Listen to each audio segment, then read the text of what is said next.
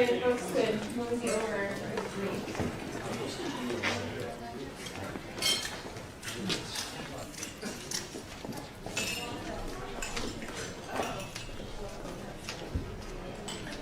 Welcome, everyone. Thanks for being here on a Saturday.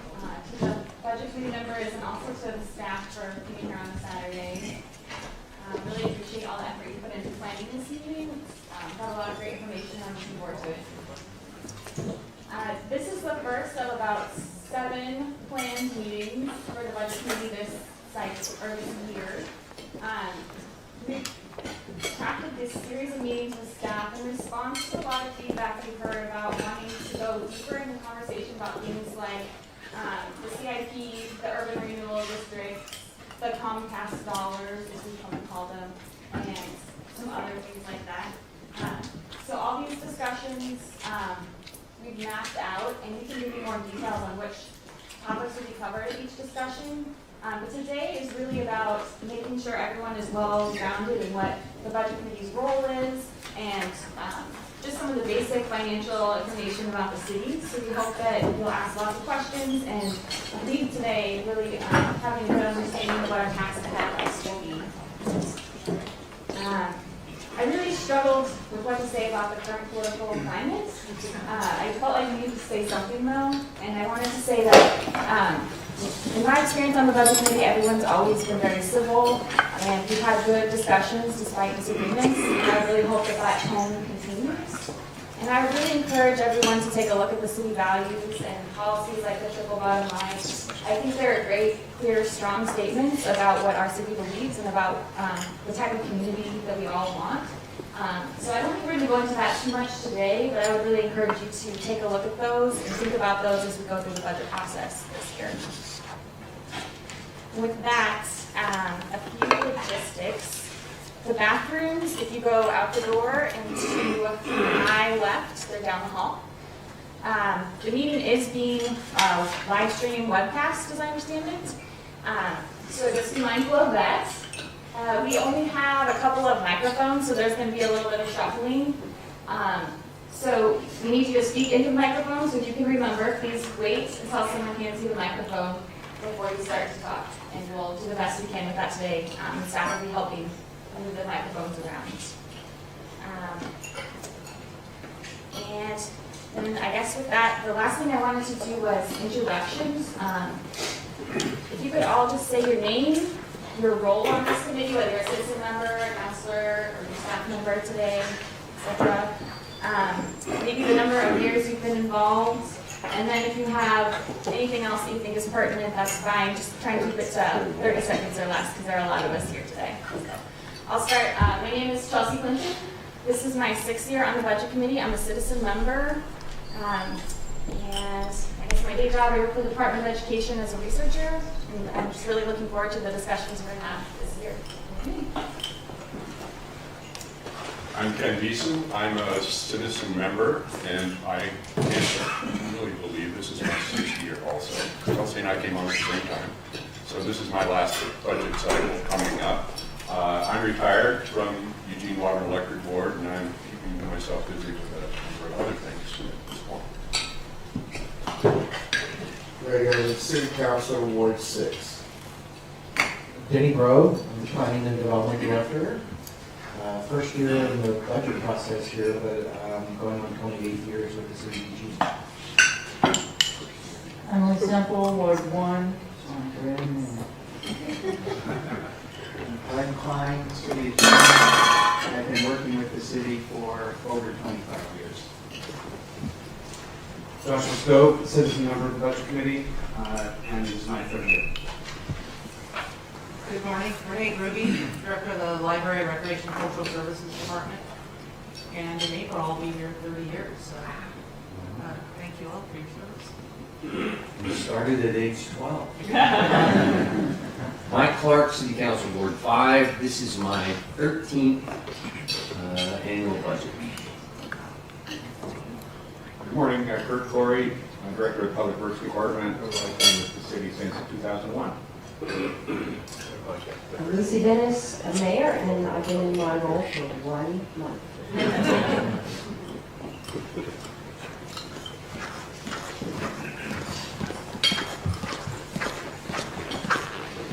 Thank you. Alan Zelenka, Eugene City Council. I think this is my 21st budget. Christy Hammett, Central Services Director. I've been with the city for about 28 years, and for about 20 of those, I've been involved with the budget process in one form or another. Here, John Levy, citizen member. This is my first year, but I'd like to have been active a lot longer than that. City Councilor Claire Syret, Ward 7, and former Budget Committee Chair. Pete Kearns, Police Chief, I think was the 8th budget processor. Betty Taylor, Ward 2 Counselor, my 21st year on the council. Chris Pryor, Eugene City Council. This will be my 13th budget year. John Jasper, this is citizen member, first year. George Bowling, Eugene City Council, Ward 4, and this is my 15th year on the council and 15th budget cycle. Sarah Maderi, Assistant City Manager. This is starting to be like the chamber dinner. I'm in the over 50 group, and I've worked for the city for 20 years. John Reese, City Manager. My day job is also City Manager. And I don't know, is this 8th budget? 8th or 9th budget?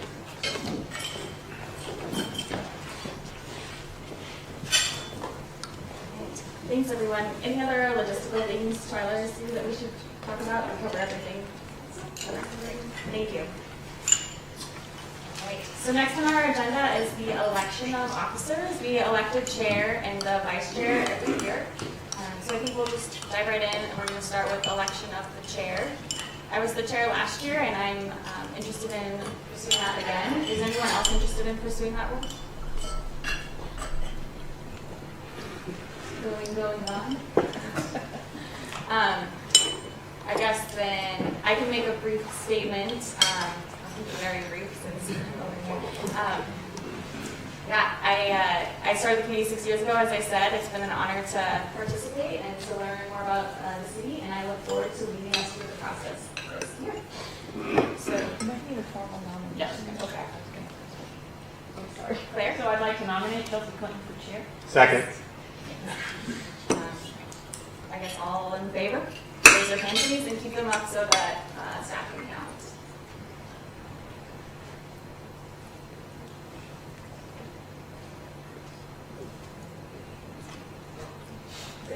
Any opposed? Okay, with that, I think. Okay, I'll be the chair again this year. Okay, and then the next position is vice chair. Scott, I don't recall his last name. Nowicki. Emailed me and said he was interested in that position, and I have a statement from him I can read. Is anyone else interested in pursuing the vice chair position? Okay. I'll just read his statement. It's very brief. He said, I would like to be considered for vice chair position on the budget committee. I have served on the budget committee for the past 2 years and have learned a lot about the city and how it formulates its budget. I feel that with my growing network in the city and my experience on the police commission that I'm ready to contribute more to the committee and the community. Thanks for your consideration. So, can someone, I'll entertain nominations. I nominate Scott Mosby for vice chair. Second. All in favor, please raise your hand. Good. Any opposed? Great. So Scott will be our vice chair this year. He is not able to be here today, so Ken is going to fulfill the duties for one last day for us. He's graciously agreed to do that. So. Right. And with that, I think I'll hand the mic over to John Eugene. Thank you very much. And on behalf of all the staff, welcome again to this new budget process and budget cycle. And as you know, there's a lot of work that goes into formulating the budget to get to the budget committee.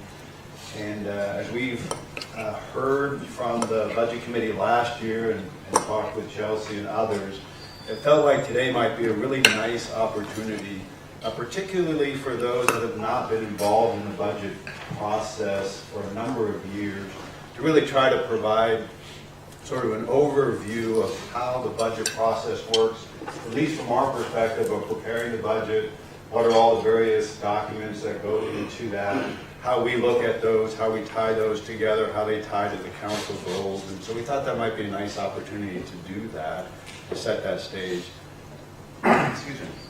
And then also, we do want to hear from all of you on what else would be really helpful for you as we go into this budget process. And so part of today will be thinking about and listening and having you have a chance to tell us, are there other things that would be helpful as you want to process through the budget that we'll submit in April.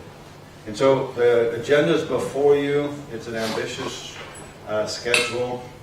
And what I'd like to start off with is, for those that have been around before, I put a couple of 3x5 cards at your place to include the staff, so you should have those as well. And on one side of the card, on the first card, I'd like you to go ahead and list what are your worst outcomes for this year's budget and or budget process. What are your worst outcomes for the budget or budget process? Once you get those, we'll just go around and have you read those. So I'll give you a moment to record those.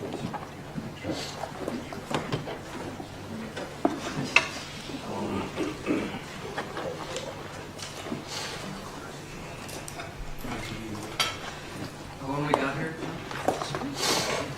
We have more 3x5s. Thank you.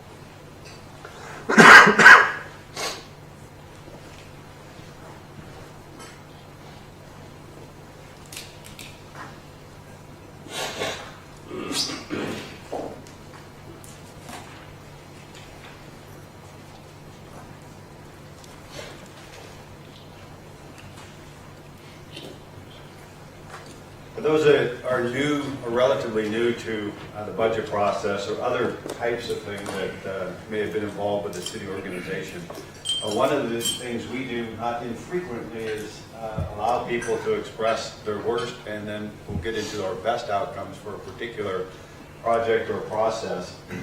And the reason why we do that, particularly on the best outcomes, we know that if we can articulate where it is that we're really trying to accomplish, what the outcomes we're trying to accomplish, and we're able to see those and review those and periodically come back to those, and it kind of keeps us focused, and we can kind of move towards what our best outcomes are.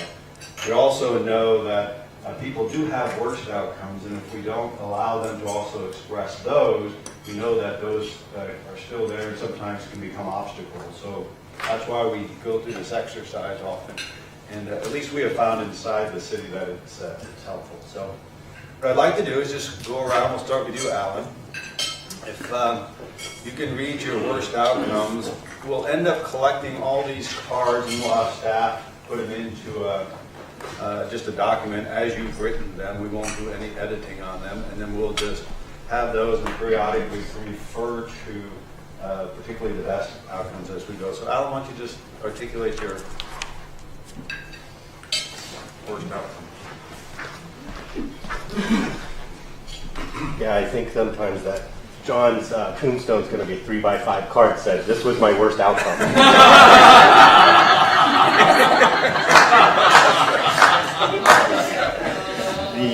Touche.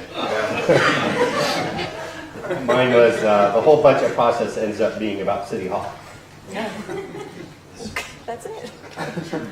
That the process erodes public trust and confidence in our financial management of the city, that we don't, the group isn't able to come to agreement, and that we don't meet our legal deadlines for completing the budget process. I had two. One is that public opinion would be that there was misuse of additional funds, like the Comcast part. And the other is that there might in fact be another year without a set aside amount of funds for this project, whatever this project is, specifically towards homelessness, the contentious issue. Mine was cuts or no ability to increase funding to parks, recreation services, social services. That we don't create a budget that's sustainable in the future. That we spend too much time talking without a clear purpose for it. And that time will be spent on issues that are not budget committee issues. My worst outcome was to become bogged down in debate about operational details and ignore the larger goals, priorities, and outcomes. My worst outcome is that we underfund the essential services in an effort to take on and to support non-essential items which, while nice, don't fulfill the core mission of the city. Thank you. My worst outcome is that the city will lose federal funding, which last year came to $8.4 million, resulting in loss of funds to a variety of programs dealing with public safety, environmental issues, transportation projects, housing, etc., and we don't prepare a backup plan. My worst outcome is that we end up with some unanticipated revenue loss, and you pay for it. Go back here and then we'll. So mine was that the result of the final budget decisions doesn't leave us in a place where we have a stable outlook in the short term. I'm sorry. I'm Boylan Miller, I'm the budget and analysis manager for the city. Sue Cutzgeorge, finance director. My worst outcome is that we don't adequately prepare for potential downside risks. Amy Garner, senior budget analyst for the city. I fear that the committee won't feel dissatisfied with the process or feel like they don't have enough information to make decisions. Mike Gammon, budget and analysis. My worst fear is limited decisions or minute decisions made by the budget committee and council on the budget.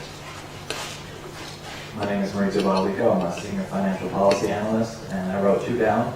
Was that we have to reduce city services and that there's lack of public trust in the process. I'm Jenna Boyd, budget and analysis program coordinator, and I wrote down that my worst outcomes would be that the process would exacerbate divisiveness or animosity or distrust of city management, or that the community would feel its needs are not being met or heard. Jessica Mummy, management analyst in budget and analysis. My big one is just not thinking about savings, not putting enough thought into the future and what we may need 10 years from now.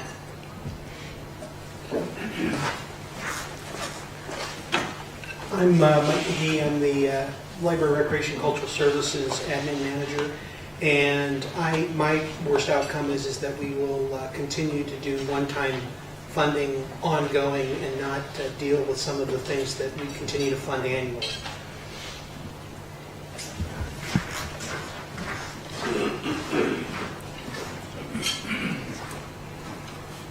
My top two were that the budget isn't sustainable in the long run and that we're pushing the financial burden into future generations. And then the second one is that we have a budget that isn't equitable and doesn't reflect the diverse communities within our city. I guess my concern is that to the extent we have a need for reductions, this unanticipated revenue loss, that we end up not having any consensus around that process, or we end up with questions or concerns or disagreements amongst the members as we come to some sort of conclusion. Some of that kind of translates out into or reflects out into the community. So I have two. One is lack of revenue for our ongoing general fund expenses.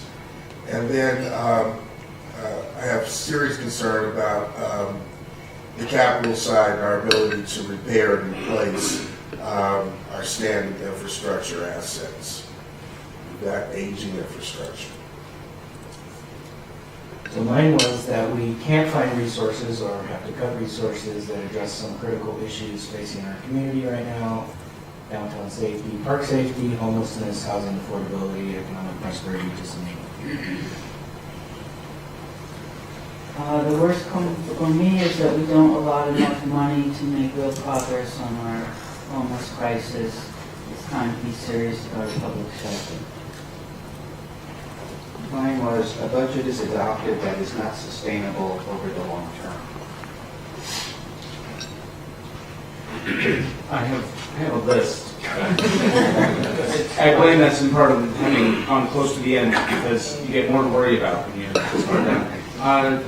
Lack of transparency, no progress in enhancing public understanding of the budget, no clear connection or insufficiently clear connection to major policy objectives, insufficient planning for the reserve, insufficient long-term planning, and then no discussion of revenue, in particular, no success in informing major trade-offs. I'm much like Glenn. My worst outcome would be that we adopt a budget that isn't sustainable, and I would add though that also doesn't meet the needs of the community. I also, my worst outcomes would be that we fracture relationships not only here amongst the budget committee, but also in the community. Mine also is 2. Well, it's actually more than 1.5, I suppose. And this is something that Alan and I discussed recently when talking about agendas. It's the same kind of theme. We end up with a short-sighted outcome that the things we focus on end up being the immediate rather than the important. And that what we end up with doesn't prepare the community for a long-term consensus vision of where we want to go and who we are. My tangential sort of concern with that is that we end up with a budget that supports overly partisan community vision rather than a consensus one.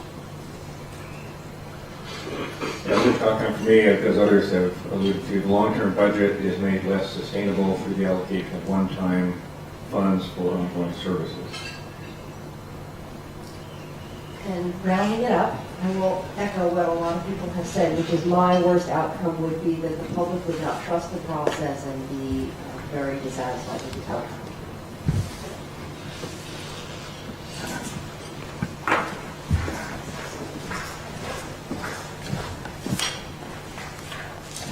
My worst outcomes are similar to many of yours, that there's a loss of public trust and we're overly focused on the short term without consideration of long-term impact.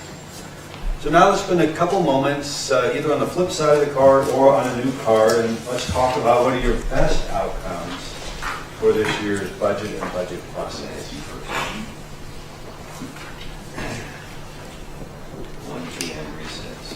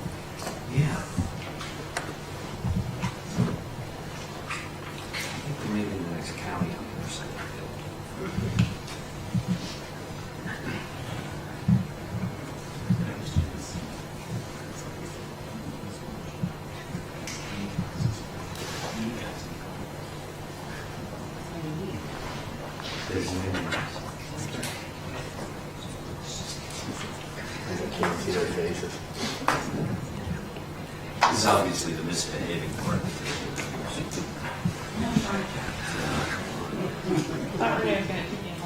What else is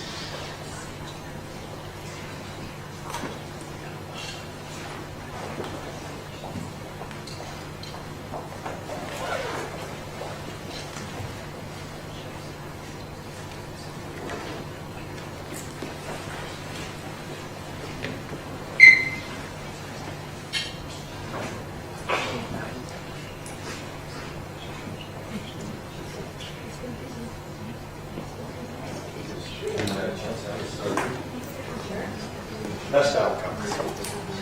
So my best outcome is more or less the reverse of my worst outcome. We come to an agreement on a sustainable budget that takes into account the needs of the diverse communities within the city.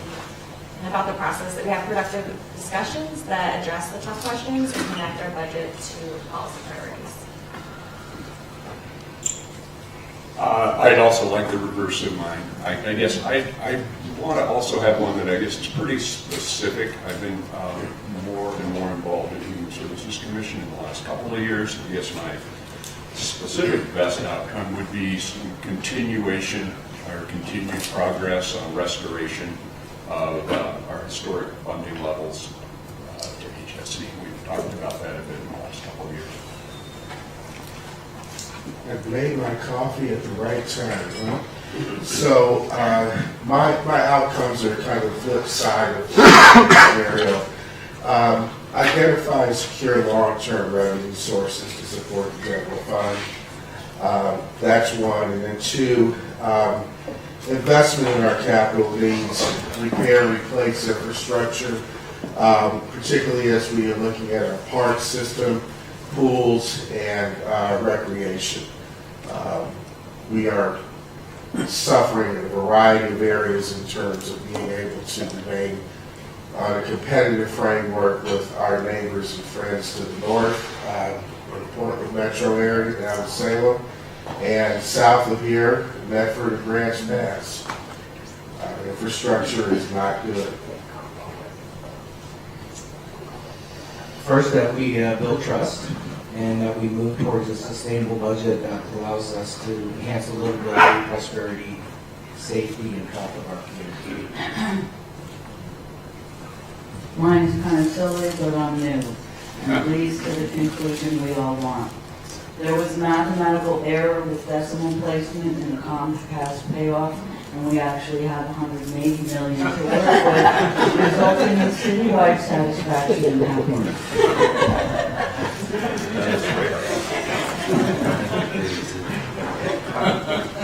My best outcome is that the budget committee and then the council are able to have constructive conversations that result in a budget and a long-range fiscal plan that are sustainable over the long term.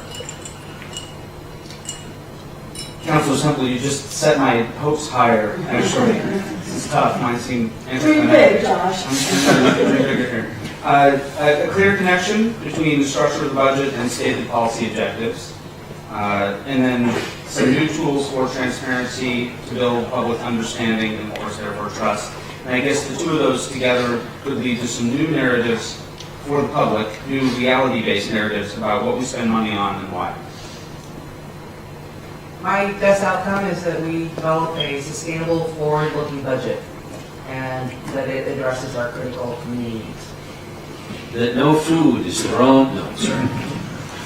That we're able to build broad community agreement that a budget that we finally come up with supports a wise list of commonly held priorities and supports an inspiring vision of our community's future. That's my best outcome, is that the budget committee's decisions realistically match the community's priorities and that expenditures realistically reflect the amount of money sustainably available to spend. And mine, again, echo many others, that the budget reflects clarity and connectedness, that it aligns with our priorities and the public respects, understands, and agrees with those choices.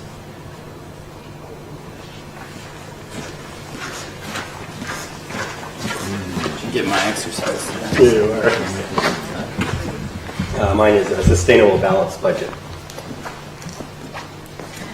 Mine is that we do the math right. No, just kidding. I know we do the math right. But I love Councilor Sobel's optimism. That we build community trust and understanding of city budget and how the public can be engaged in a wide array of public processes that lead to the development of our budget and alignment with what Josh said is I really hope that we can help people connect the dots in terms of our policy decisions and how that's reflected in the way that we use our resources. Plan for a future and sustainable budget and adequate reserves to weather the financial uncertainty. I try to keep mine a little bit specific again, and I have three. The first is that we have either crafted, refined, or strongly embraced the process for financially investing into social issues in the community. Two, that we somehow find a way to inspire community-driven and fueled financially sustainable business models. And three, create a clear and transparent set of objectives for 2021 and prep for 22 and after. Mine is following robust discussion and public input, we adopt a budget that meets current needs and builds capacity for projects and services the community is asking for and is sustainable going into the future. That our community understands the value of the final budget, that the process informs long-range financial plans, and that we have the capacity to improve safety. Thank you. Mine is first that everyone understands what the committee can and cannot do so that we don't waste time talking about things that aren't budget committee matters. Fewer meetings, and that for everything we keep the long-term consequences in mind, stay focused, and look for new sources of revenue. I think that's something the budget committee could help us do. Thank you. My best outcome was a sustainable budget that balances ongoing operational needs with a clear commitment to specific priorities that reflect council's established goals and priorities. That the city, with the support of the budget, is able to grow and become more stable to provide support and service to all the different sectors of our population through stability and responsibility of funding essential services. Mine is to develop a balanced and sustainable budget that addresses first and foremost the community's needs or the must-haves as opposed to the nice-to-haves by maintaining or improving services throughout the entire city organization. And number two is we won't need a backup plan. My best outcome is that we build confidence and adopt a budget that delivers services the community needs and values. Mine was that the Budget Committee has a productive conversation that results in a sustainable budget and that public trust is built throughout the process. The city is able to make progress on important community issues in a financially responsible manner, and the Budget Committee is satisfied with the process. That the community and committee trust in the budget process and the city's financial stewardship, and also that we develop a sustainable budget with no forecasted gaps. My best outcome is thorough discussion, engagement, and involvement from the Budget Committee that puts us on a path towards implementing the climate recovery ordinance. Well, in my specific role working with Twyla on the general fund forecast, my best outcome is that our actual revenue comes in close to what we forecast and that we have adequate reserves if it doesn't. And my best outcome is a budget that we develop that the community trusts that we have the best interest in meeting their needs for today and for the future. And my best outcome, is that we are able to fulfill the city's needs today while consciously saving and investing in the city's future.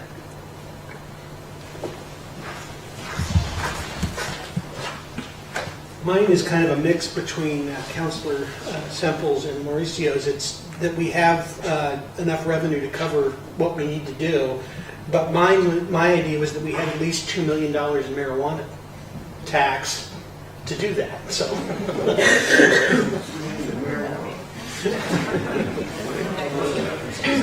Hi, Ms. Elizabeth.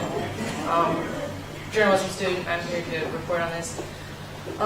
My biggest thing is I agree with you. I feel like we should have some savings put aside for cuts in the budget in the future, or if revenue doesn't come in, we can have planning for that in the future.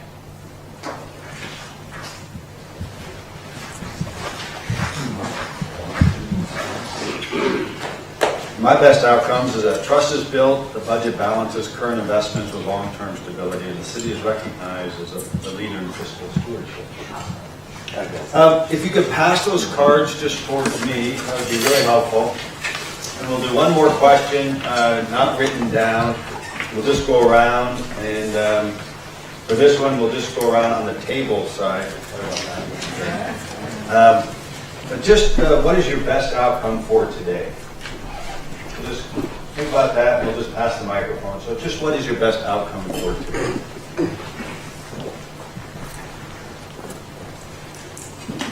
My best outcome for today is that budget committee members get the information that you need, that you feel comfortable interacting with us, asking us all the questions that you might have, and that you feel well supported and ready to move forward with the less meetings that Councilor Taylor is hoping for. Yeah, less meeting sounds good to me also. Best outcome for today is that the budget committee walks away from the meeting today with a better understanding of the impacts of the budget on city services, that the budget committee understands their role, and we will all work together to achieve the best outcomes for the city as not only an organization, but for its citizens. I'm looking for clarity of direction and clarity of our big picture goals and where we're getting to. Yeah, I agree with John. I always do. I think clarity is a very key element of what we're trying to do. And I would add to that is a commitment to doing the right thing and doing it the right way. Everyone understanding what we're supposed to do and getting it done quickly.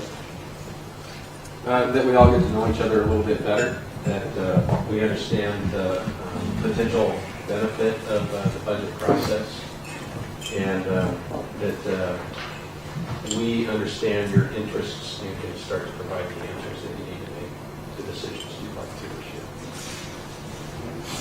That all the members of the budget committee get the same grounding, the same information, and are operating from the same set of assumptions about how we look at the budget, and to Councilor Carroll's point, what our role is and authority is as a budget committee, so that we use our time wisely and as effectively as possible. I can't see your name tag, but I agree with him. I think I think it would make sense first and foremost to get to know everybody a bit better, and secondly figure out how I can best serve my role here on this system and know the budget. That we leave here today with a better understanding and kind of build on our relationships, and as you were saying, Garrett, get to know each other better and have a little fun throughout the day, leave here with a better understanding of what you all need in terms of support from staff in helping you make well-informed decisions. Yeah, that we get to know each other a little bit better, that the 4 new people that have been in the budget process get a good grounding on what it is to walk through the budget, and that we get a good foundation of understanding about where we will go from here.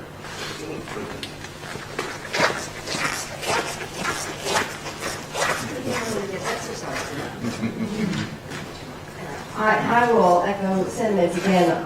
My personal goal is that I will have a firmer foundation in sort of understanding the process and understanding how to look at the budget and understanding the work that the community does. And secondly, that I would get to know all of you better and understand your perspectives better, and that you would close the day with a sort of feeling that we're part of a team working on an important project. And I look forward to that. Mine would be that to the extent everyone has set an expectation for the day, that those expectations are exceeded, and that everyone leaves here feeling like it was a good use of a Saturday. Mine is that the executive staff members in the room hear the citizen members and the counselors so well, and mix that with their own knowledge of the programs of our city and the community's priorities, and propose through the manager to us a budget so perfect in the end that we barely need any hearings of any kind. Everyone agrees it's the perfect way to go. We offer that every year.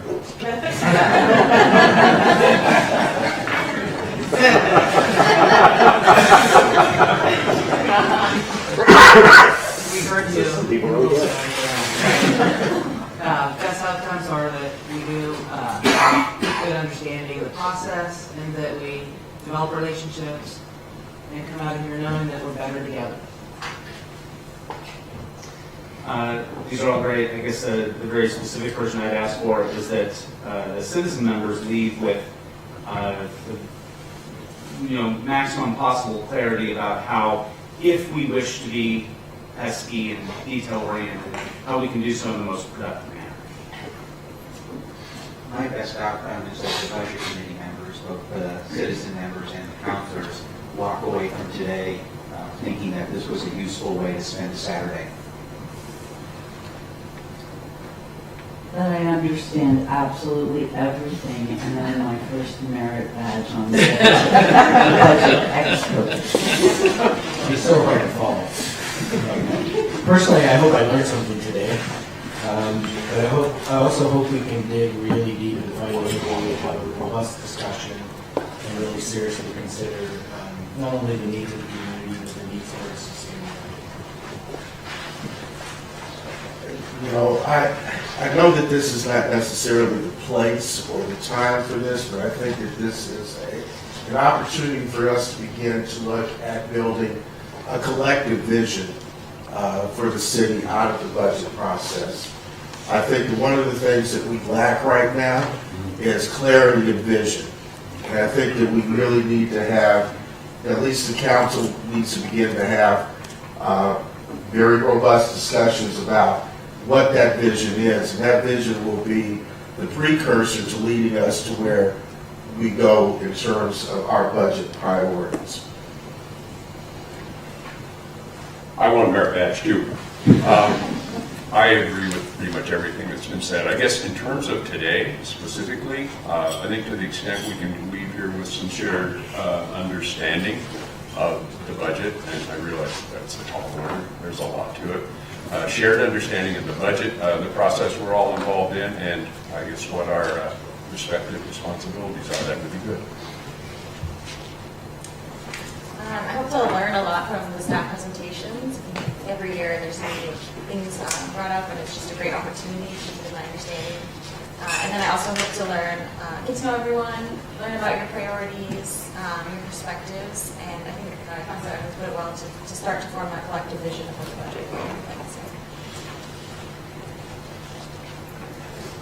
will One of the things, just to remind everybody, we've done this for years, is that we do have budget buddies. Each exec has both a counselor and a citizen member of the budget committee who we've assigned to. And the real purpose of that is at any time during the year, particularly during the budget process, if you have any questions, any clarification, you need additional information, it's always a great point of contact that you can connect with the exec. And they can either answer that directly, they can find the answer for you. So we're trying to make it easy for you to get as much information as you need. Our goal really is that you have all the information you need in order to help craft the budget for the community. So thank you for being here, and I'll turn it back to you.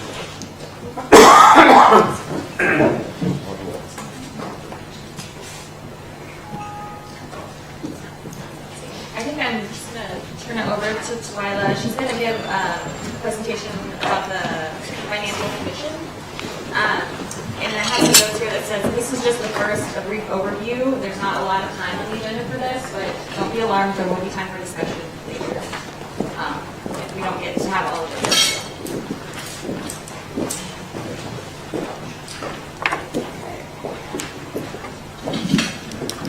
Let's see, can everybody hear me? Yes. Good morning. My name is Twyla Miller. I'm the Budget Analysis Manager for the city.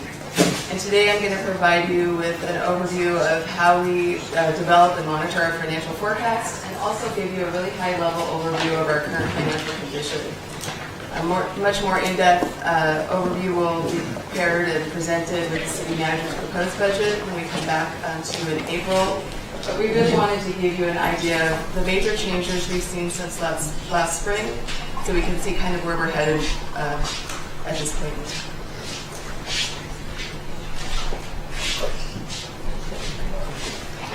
So generally, when we talk about the forecast or the financial condition of the city, we're talking about the general fund. However, the city's budget is organized into approximately 30 reporting funds at the city, and they fit into the categories shown on the screen there. The fund types shown in the blue boxes represent funds used to account for revenue sources that are legally restricted for a specific purpose, or accounts used for operations of users of service through fees and charges. Anything that's not collected in one of those other funds shown in blue really is in the general fund.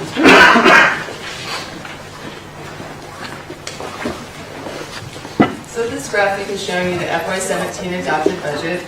The general fund is the largest of all of the city's funds, and it's broken into three categories: the main subfund, the cultural services subfund, and the equipment replacement fund. But when I talk about the general fund today, I'm going to be talking about the main subfund, the $177 million you see there as part of the adopted budget, which is really the discretionary resources of the city.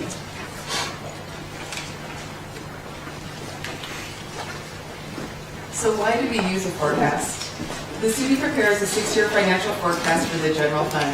This is really a planning tool that projects the financial condition of the general fund based upon what we know at this point in time.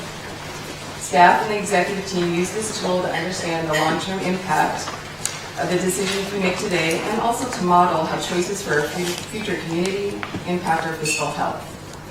Through the use of this tool, we make appropriate adjustments to the budget as new information becomes known. We also monitor changes to the budget as we look at two important financial goals we have for the organization. One is, are we living within our means, or are revenues greater than or equal to expenditures over the long term? And the other is, do we have an adequate savings account? Our target for this goal is 8% of general fund expenditures in the reserve we call the Reserve for Revenue Shortfall. The forecast basics. The forecast helps us make a projection about how much the city will spend and receive over the next 6 years based upon, again, on what we know today. Of course, as we move to the out years of the forecast period, there's an increased level of uncertainty. We update the forecast each fall and each spring. In the fall, at the start of the budget preparation internally, and in the spring when the city manager presents his proposed budget. In between those two time periods, and actually all year round, we're monitoring all the many variables that go into the general fund forecast so that we can adjust course if we need to do so. And while there are hundreds actually of variables that impact our financial condition, there are significant there's key drivers that we watch in particular, such as property tax revenues and inflation, that can have a greater impact on our fiscal condition.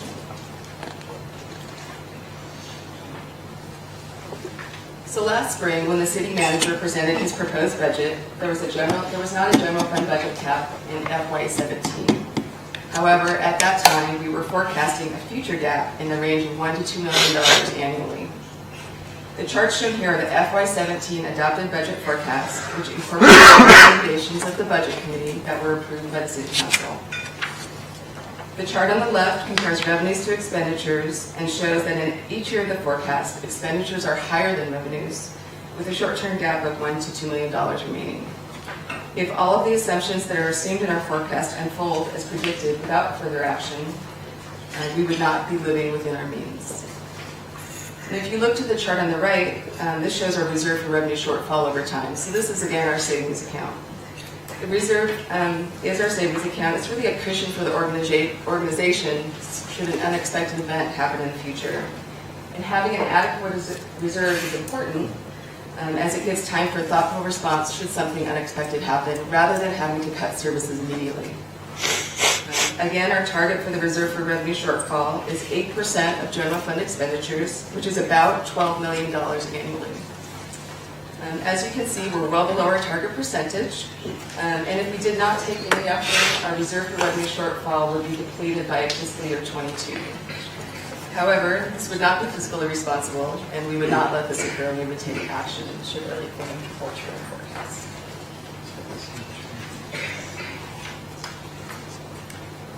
So as I mentioned before, there are really many hundreds of variables that impact our financial condition, and these are some of the major drivers we look at when we look at the forecast.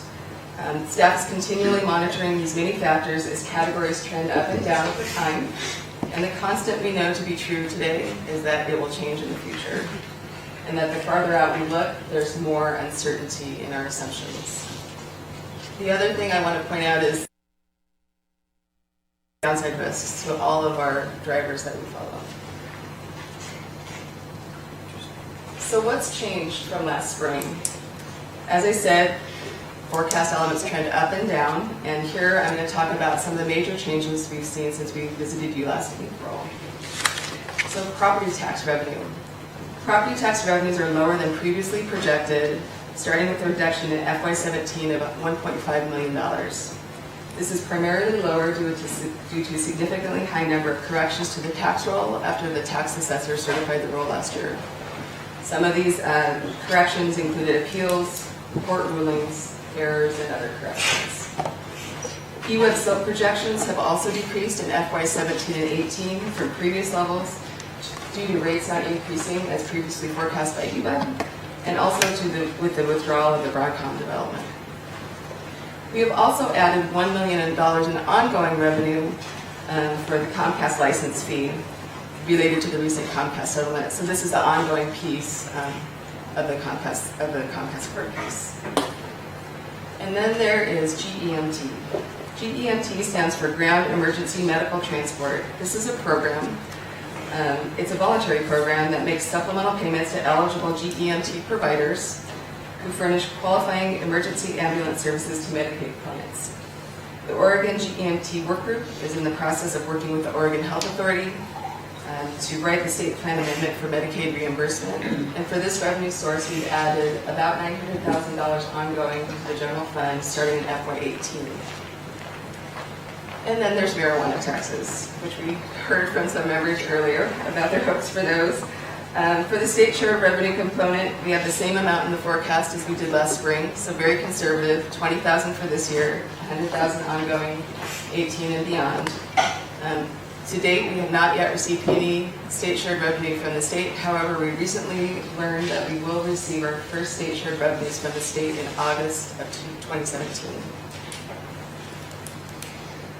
The voters also approved a 3% local tax, and we've assumed $350,000 ongoing in the forecast for this piece. We anticipate receiving our first part of the local tax in this June 2017. The estimates we have in the forecast are very conservative. We don't have a lot of experience with these yet.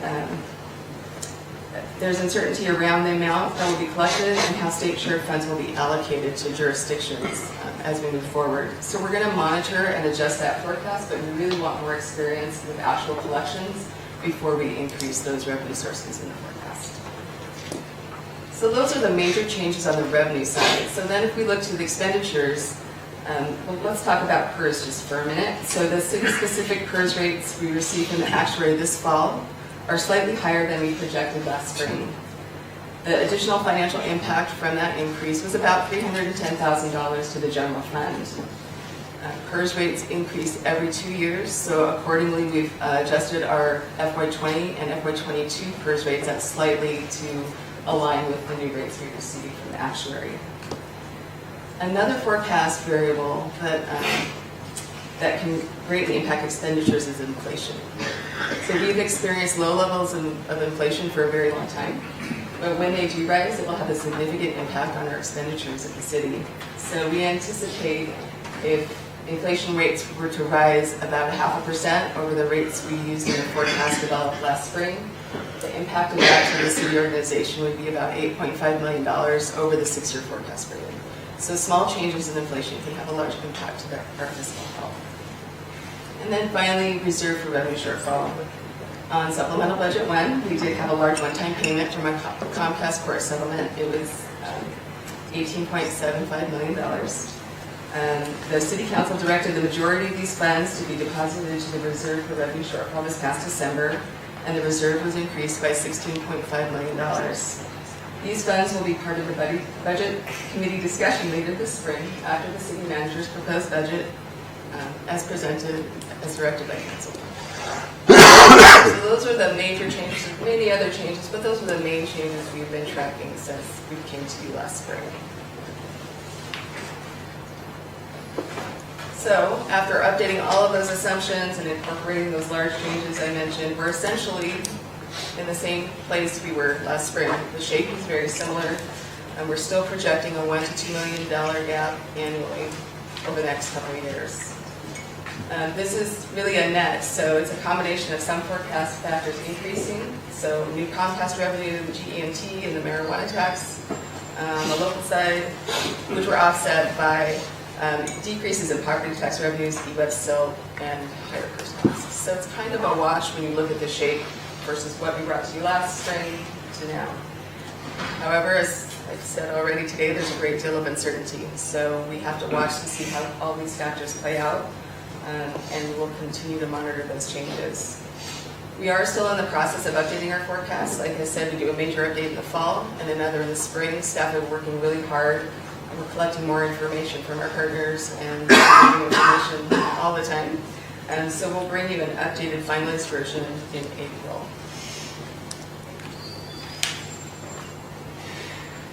So this chart is looking at the reserve for revenue shortfall. The green line is the reserve for revenue shortfall after supplemental budget actions this past December, and it reflects the large deposit that I just talked about from the Comcast settlement. For this presentation, we've assumed that $8.5 million of the Comcast settlement funds are spent beginning in FY18 after consultation with the Budget Committee and City Council approval. And therefore, those funds aren't remaining in the line as you see here, shown for the reserve for revenue shortfall. If the council should make a different decision regarding those funds, this picture would look a little different.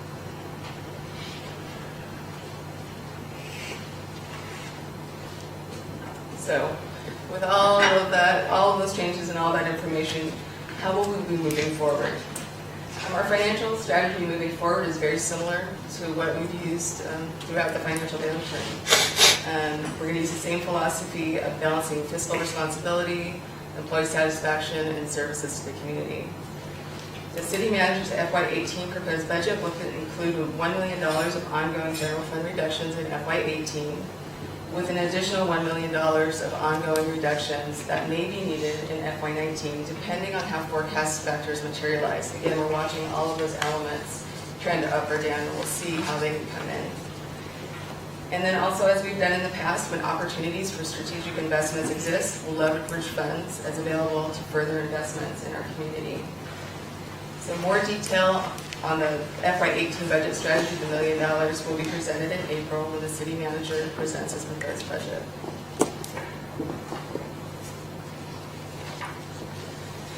So these charts are the same forecast you saw earlier in the presentation with those financial strategies I just talked about built in. $1 million ongoing in 18 and $1 million ongoing in 19.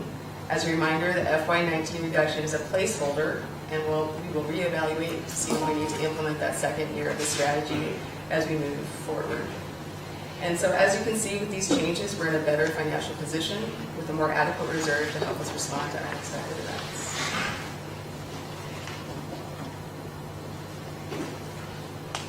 So, uncertainty. The only thing I know to be certain is that things will change. We live in a very fluid world with a lot of uncertainty, a lot of things happening, and we will continue to monitor diligently all of these major drivers and all of the things that impact our financial health to We also are watching the legislative session this year to see if there are any policy changes that are enacted at the state level that might impact the city. And finally, the next steps. So these are the next steps that are happening internally. Staff are working hard to finalize budget decisions and update the forecast before the city manager comes back on April 26th with his proposed budget. After the break today, Jamie and Maurizio are going to discuss in more detail our budget process and the plans and policies and how those things connect, to give you a good overview of how we develop our budget and throughout the city. And then the city manager and executive team also will be talking to you today about their approach to developing the budget.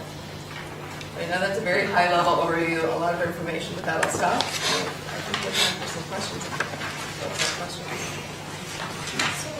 Excuse me, we'll start with questions about the actual information presented, so if you didn't understand something, want more clarification, just raise your hand and we'll get you go.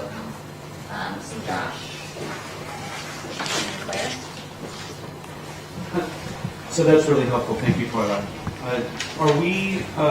Is there a more detailed version that just explains the components of some of the things there that will be readily available? Well, as I said,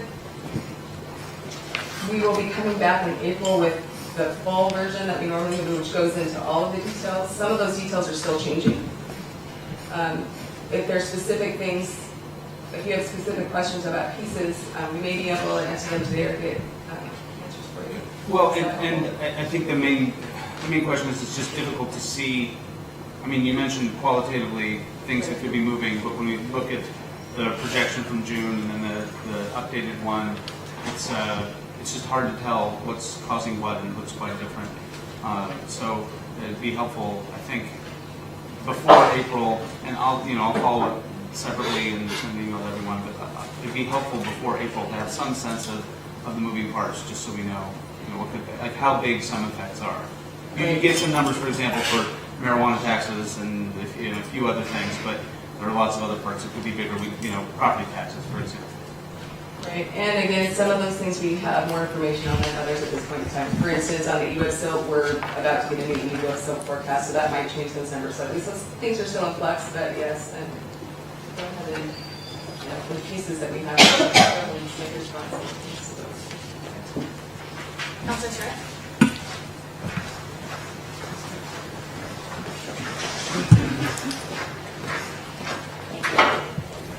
So just on the question of uncertainty and recognizing there's, state legislative session going on, in terms of the PERS rate that we're expecting, how much certainty in terms of our planning do we have on that right now? Not forecast for the future, but for this next budget cycle.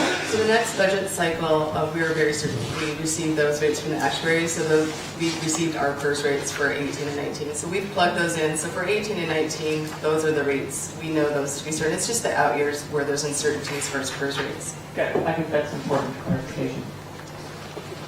Councilor Clark?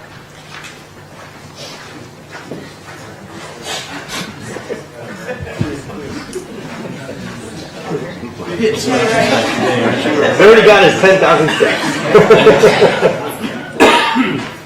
Excuse me, I heard you say that we're going to do line up stuff at a future point, jobs. Out of curiosity, from our initial discussion on the issue a year and a quarter ago, before the library, what ended up being the additional PERS costs from that time frame? Is it $2-3 million more than we thought with that original discussion? What it was actually going to cost us that we were prepared for? So a year ago last fall or a year ago last spring? We talked about, in the decision-making process, about going out for a library levy. One of the conversations was that we have some idea of what the PERS rate increases are going to be in the future, and we hope to be prepared for it. What I'm asking you is, I've just heard you say they ended up being a little higher than we thought they were going to be. How much higher were they? What was the outcome based on the conversation we had? Is that more, if you want to get back to me on that We too. can, if you're going back to a point right. farther in time, we need to get more specific on numbers. I can, the number I gave today was really from last spring to now. So we get rates every year. So this year we received our actual rates. Next year we'll receive advisory rates in the fall.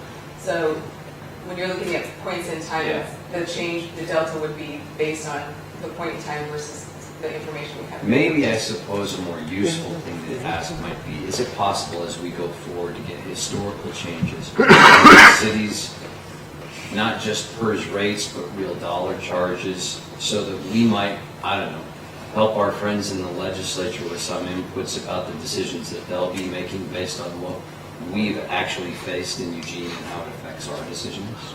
We certainly can provide historical. That would be excellent. So for example, Mike, are you thinking that like in 2009, we spent $100 on PERS, and in 2010, we spent $106 on PERS, in 2012, we spent...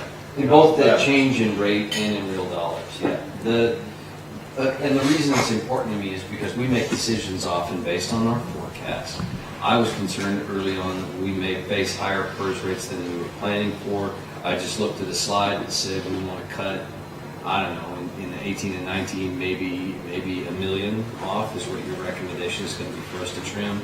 And I was hoping that we were going to get to this conversation, so maybe this is the second question and it's for the chair. What's the appropriate place for us to plug in either after the proposed budget or now for larger scale vision ideas about that are maybe changes from or takeoffs from standard zero-based service provision type of budget? In other words, there's some priorities I think we need to get to. And how do we start having that conversation and how it fits into what the staff's going to, and the manager are going to be planning for the new ideas and larger vision? Is that not today? Is that? That is not at this moment. Let me talk with staff and see what the agenda looks like today, if there's any room for that, and I'll get back to you after the next year. One of the reasons I'm asking that is because I would think it unwise for us to wait, get a budget back from the manager, and then try and add something large scale to it after that fact, rather than having the conversation in advance that we need 2 more ambulances, or we need more jail beds so downtown can work, or something along those lines. Thank you. Councilor Zelenka. Could you put up slide 11? Yeah. Get me in some roller skates or something. So my 2 takeaways are from what you said. $1 million cut, and with a possibility of an additional $1 million in 19 as we stand right now. So that's the first one. Then can you go to the next slide? I wanted to understand this better. So the base forecast versus the financial strategy. So the base forecast is the underlying assumptions of what happens if we don't change anything from where we are right now. And the financial strategy is the strategy that the city manager is going to put forward, and that includes the allocation of the Comcast dollars. Thus, the change in the revenue reserve for revenue shortfall, which makes it. The financial strategy is the implementation of the city manager's strategy. Okay. Garrett. Someone over there, Andrew? I'm right here. Let me see if I can find it. I got lost in other people's questions. Okay. So this one is pertaining to the many moving parts slide, talking about changes in revenue. As far as the property tax revenue, which I seem to be the most significant portion of the loss for the general fund, I didn't hear a whole lot about what caused that, just that it kind of happened to us. And I was curious if that looked like more of a market-based change or a policy change, because it was significant and it's happening. And the reason I asked is because I was one of those people that changed the numbers on my property by going and debating it, and the math was wrong from the city side. So, sorry, from the county side, not the city side. But anyways, I say that because that's the only one of those lists that I'm either familiar with the term and have direct involvement with, and I've seen something different than what I'm hearing, so I just kind of... What's nice is we've obviously found the problem.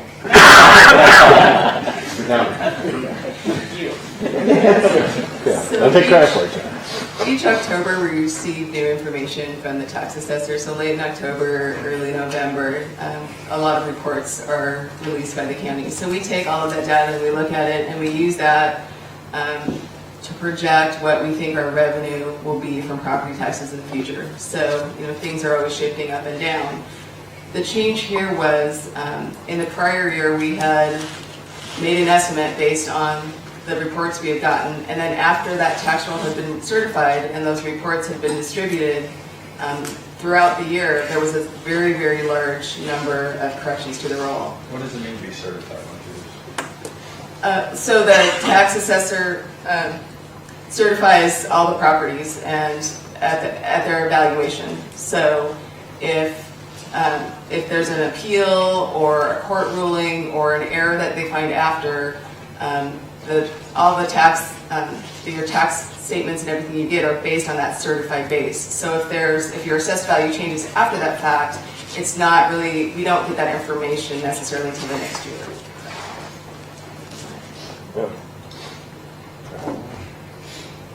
And so you might just explain, so for example, when in this particular case, there's several properties, potentially large properties that appealed their certification of what they were going to pay, certified rate. They went through the process and their rate was changed. And so there were enough of those and enough large properties that what that did was it said overall our tax will be less than what we anticipated based on that. I would add one thing. I would add one thing, which is you also asked whether this was like a market-based thing. And so part of what we do is try it. I mean, we don't know exactly what's going to happen with the market. We make an estimate about that. And so our estimate was a little bit high, in part because we thought our tax growth from the year before was higher than it actually turned out to be. So yes, there was a little bit of market adjustment as well as the corrections. And some of those adjustments can be huge. Like Hynix did a legal adjustment and they won, and it was like $1.1 million in lower property taxes. Can you just talk briefly about the change in the silt revenue, what silt is for starters, and then there is a change based on sort of trends on how people use it. So I probably didn't explain that as well as I should have, because we have new folks at the table. So is the revenue we receive from eWeb, and that's contribution in lieu of tax. So what we've found as we've looked over the past few years with the warmer weather, this year notwithstanding, that people consume less electricity. And so therefore our silt revenues have been lower than forecast. So each year, 2 or 3 times a year, we do receive a forecast from eWeb on what they think the silt revenue would be. That's based on, they take their rate projections and all sorts of things, they incorporate those in. They're also looking at things like consumption. And we base our eWeb silt revenues on their forecasts. So as John was referring to, we have seen a decrease overall over the past few years. Our revenues have come in lower sometimes than they had forecast due to our warmer weather and lower consumption. I actually put myself next to the cube. I'm going to let you go since you're Save Mike's and steps. So it would be good for maybe the April update for this slide, maybe the next slide are kind of the same slide, but maybe we could get like a one-pager that said, these are the things that changed in the budget and this is how much and what percentage that means. So it's just a really simple, so we can look at it, kind of what Josh was getting at, so we could just see the moving parts and if they're going up or down. Really simple.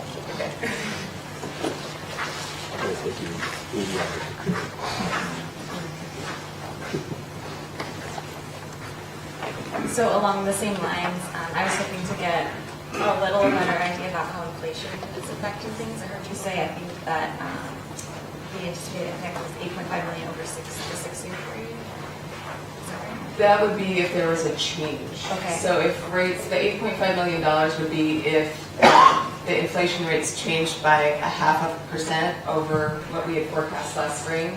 The impact over the 6 years would be $8.5 million. We do tie to the state economists and the CPI factors that come from the state.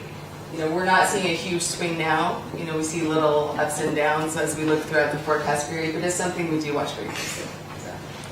And we use that hypothetical. Is that divided evenly over the 6 years, or can you just help me understand, like, is that even 1 year that we'd see? No, it'd be over the 6, so it's the cumulative effect over the 6 years. So, you know, as rates, depending on how rates are throughout the forecast period, it'd be a little up and down.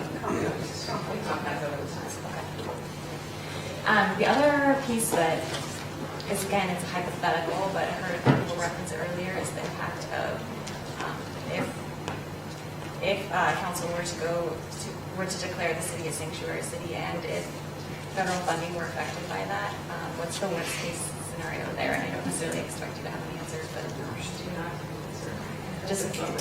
just as we're trying to be about everything going on in the world, what does that mean if we were to have no federal funding? So maybe I can't address that specifically, but one of the reasons why, and for those that have been on the budget committee for a long time, one of the reasons why with this uncertainty is that we always want to ensure there's some sense of reserves or savings account available, because you just don't know on any given year, and so that allows us to sort of weather it through. So there could be an impact, and if we at least have some reserves in place, then we can always adjust for that much easier than if we haven't. So that's just been a part of it, as you know, in the budget.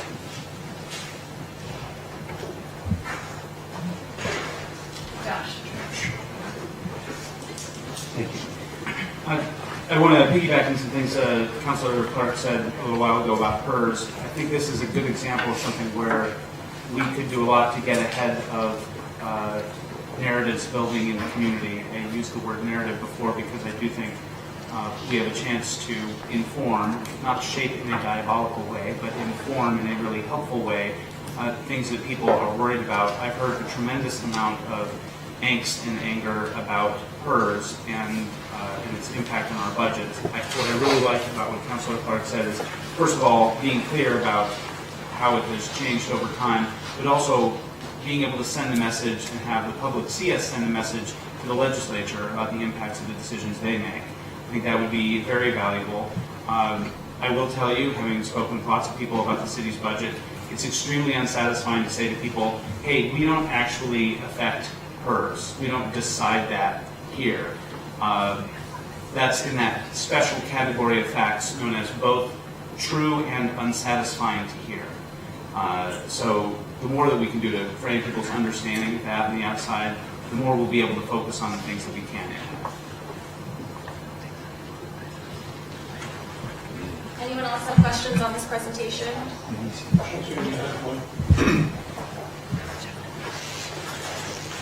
Quick clarification on the inflation question. So you're assuming, I'm sorry, was it 8 million something loss or decrease in revenue? So that was a hypothetical. Okay, but that's based on inflation goes up, things cost more. Does that also account for if inflation goes up, revenues will go up also as far as charges for services, property taxes? I mean, are you equating both sides of that inflation question, or only the increased expenditure side? We're really looking at when we're looking at the forecast, we're really looking at the expenditure side of the equation. Okay. Councilor Evans.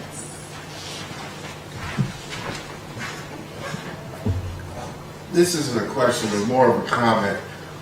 One of the things that happens is we get into this budget speak or community speak, and I think that we need to, at some point, be able to generate either a glossary or a series of definitions that communicate this language better to the public.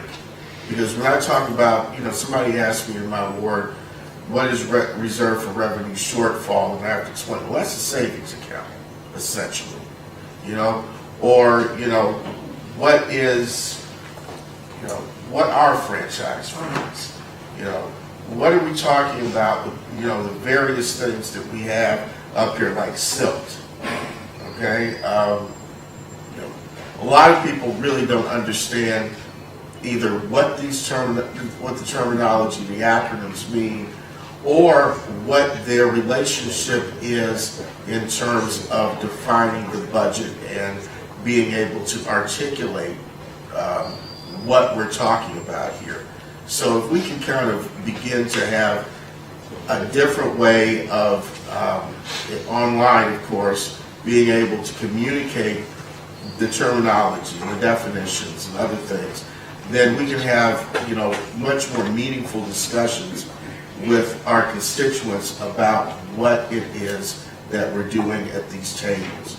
Because most people that I talk to, they understand some of this, but they don't understand other significant parts of it and how it all works together. So if we can begin to, you know, build a different way of communicating what we're saying, what this terminology is, I think it builds a better relationship link with our community that we really need to have, because there's a lot of confusion out there over what it is we're talking about here this morning and has been in the past. And so you have to kind of break some stuff down for people, much like I kind of, you know, trying to dovetail what Josh was saying in a different context. We could do it on Twitter. All right, President. Tweet. So we're just about out of time for this segment, so I think we'll go ahead and take our break now, and we'll reconvene at 1:45. I think there's definitely still some drinks back there. Help yourself. Thanks.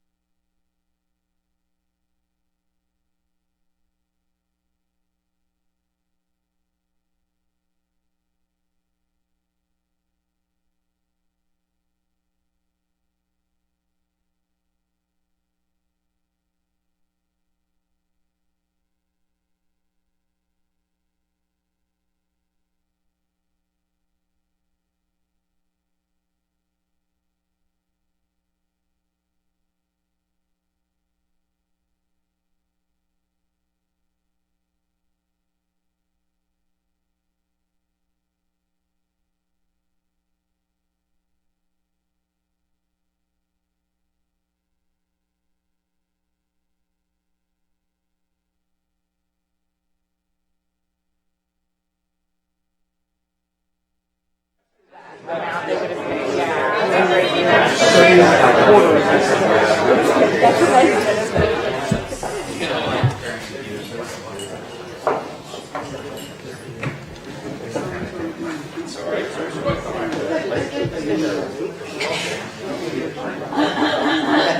bringing the meeting back together. Trying to stay on schedule. We have a lot to fit in today. Sorry to break up your conversation.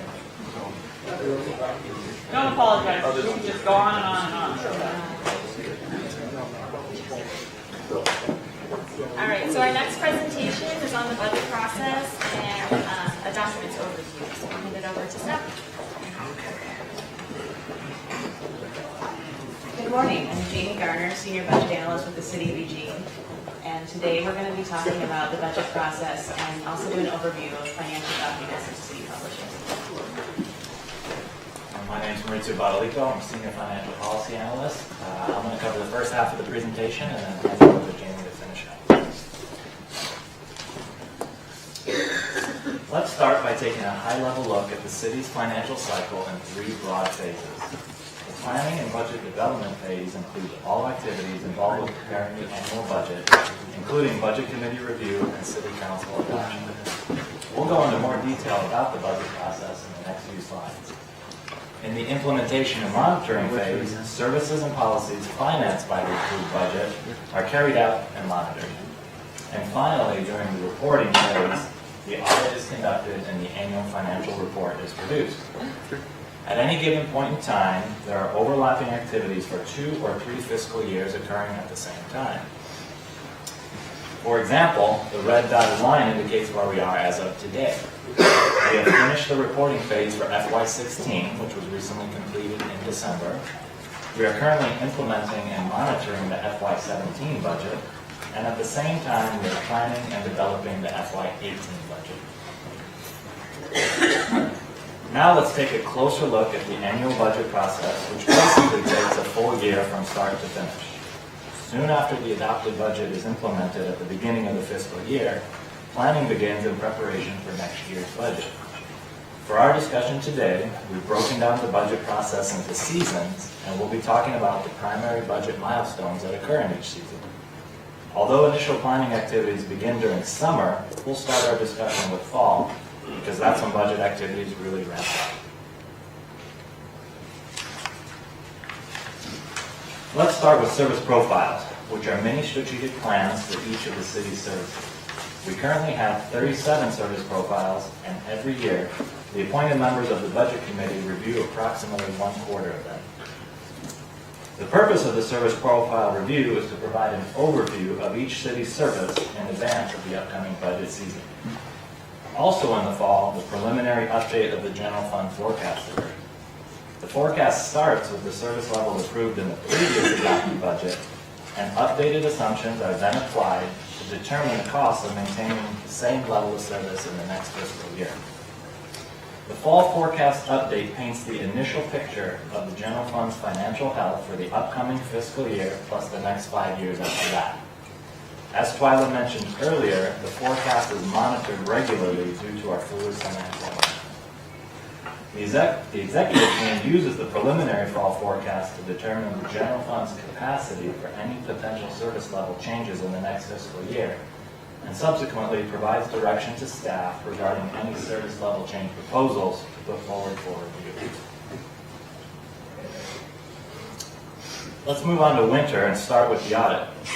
The city is required each fiscal year to contract with an authorized accounting firm for the audit of its accounts and fiscal affairs.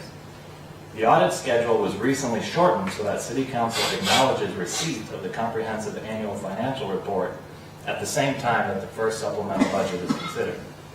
In recent years, the city has had 2 supplemental budgets annually, and the first one is typically the largest because of the adjustments to budgeted beginning working capital and the reappropriation of funds from the prior fiscal year. Based on the budget direction previously provided by the executive team in the fall, proposed service level changes are reviewed and preliminary decisions are made regarding which proposals will move forward. During this review process, the executive team takes into consideration the city's policies and priorities as described in various documents, which you'll hear more about from Jamie later. After preliminary budget decisions have been made, City staff is able to determine the baseline budget, which represents the cost of providing the previously adopted service level plus any proposed service level changes. Please note that any one-time appropriations from the prior fiscal year are removed from the baseline budget and only ongoing items are carried forward. In the spring, budget decisions are finalized by the executive team and city staff perform a final review of all funds. The primary objectives of the fund review process are to estimate the beginning working capital for the next fiscal year and to balance each fund so that resources equal requirements per Oregon local budget law. This process includes 75 sub-funds, which then roll up into 32 reporting funds. After all funds are reviewed and balanced, the city manager's proposed budget is compiled. This document presents the cost of maintaining previously adopted service levels and highlights any changes being proposed. The city manager then presents the proposed budget to the budget committee for further review and recommendations, including opportunities for public input. Summer starts off with city council adoption of the budget, which is scheduled for June 26th this year. On the same date, city council will also consider the second supplemental budget for the current fiscal year. The newly adopted budget then becomes effective on July 1st, and the adopted budget document is subsequently published later in the summer. Concurrent with compiling the adopted budget document, planning for next fiscal year's budget gets underway. Also during summer, a survey is distributed to all budget committee members to collect feedback about the budget process and potential changes for next year. Jamie will elaborate on the budget committee survey shortly.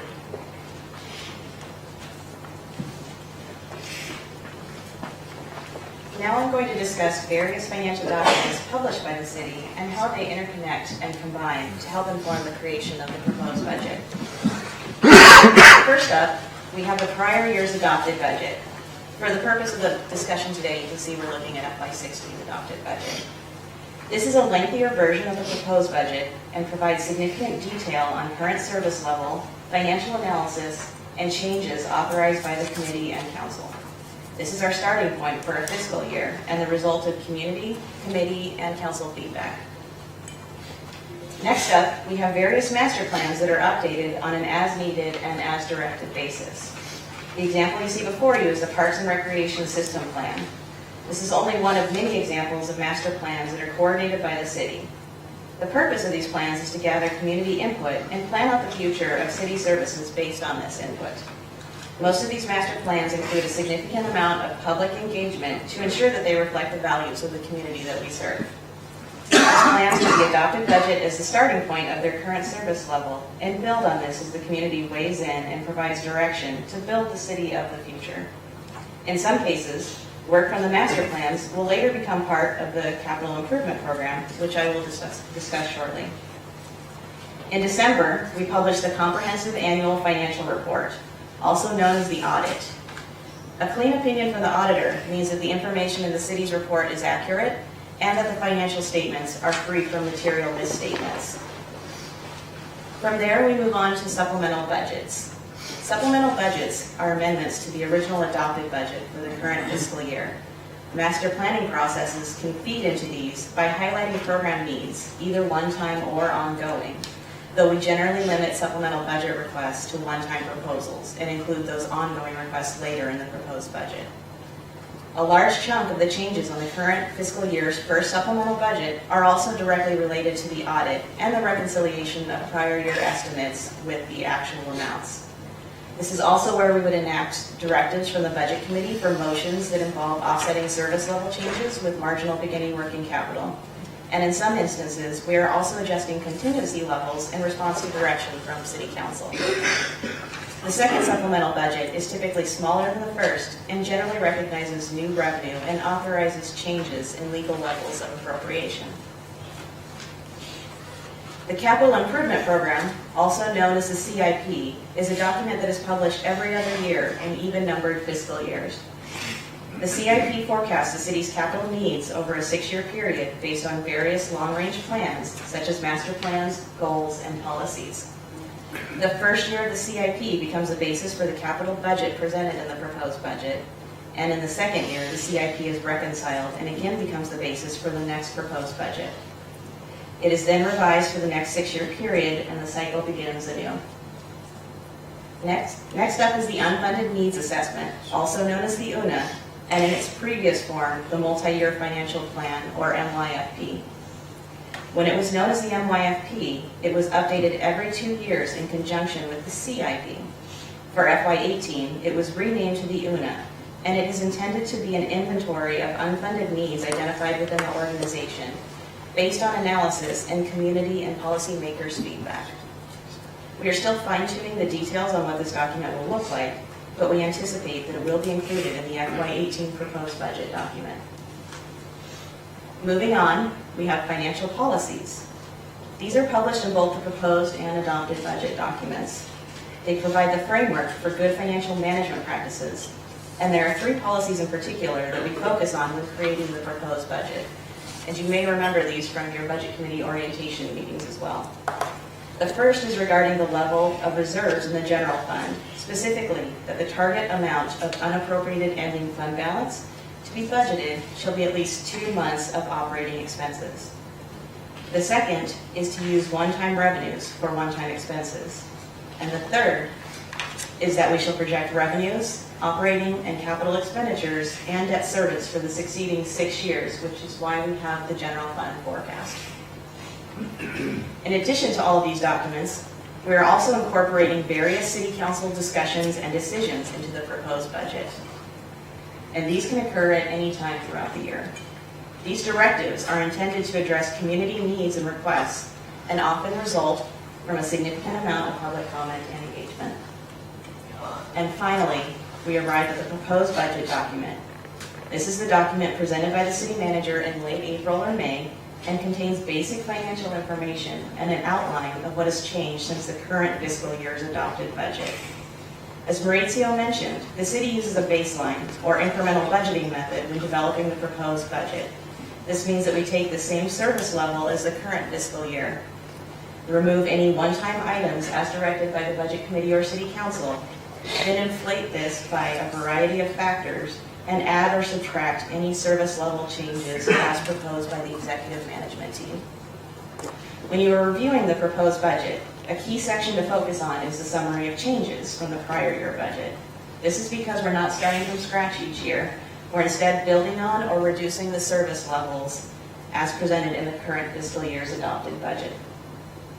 So as you can see, each of these pieces factor heavily in the creation of the proposed budget and help to present the full financial picture for the upcoming year.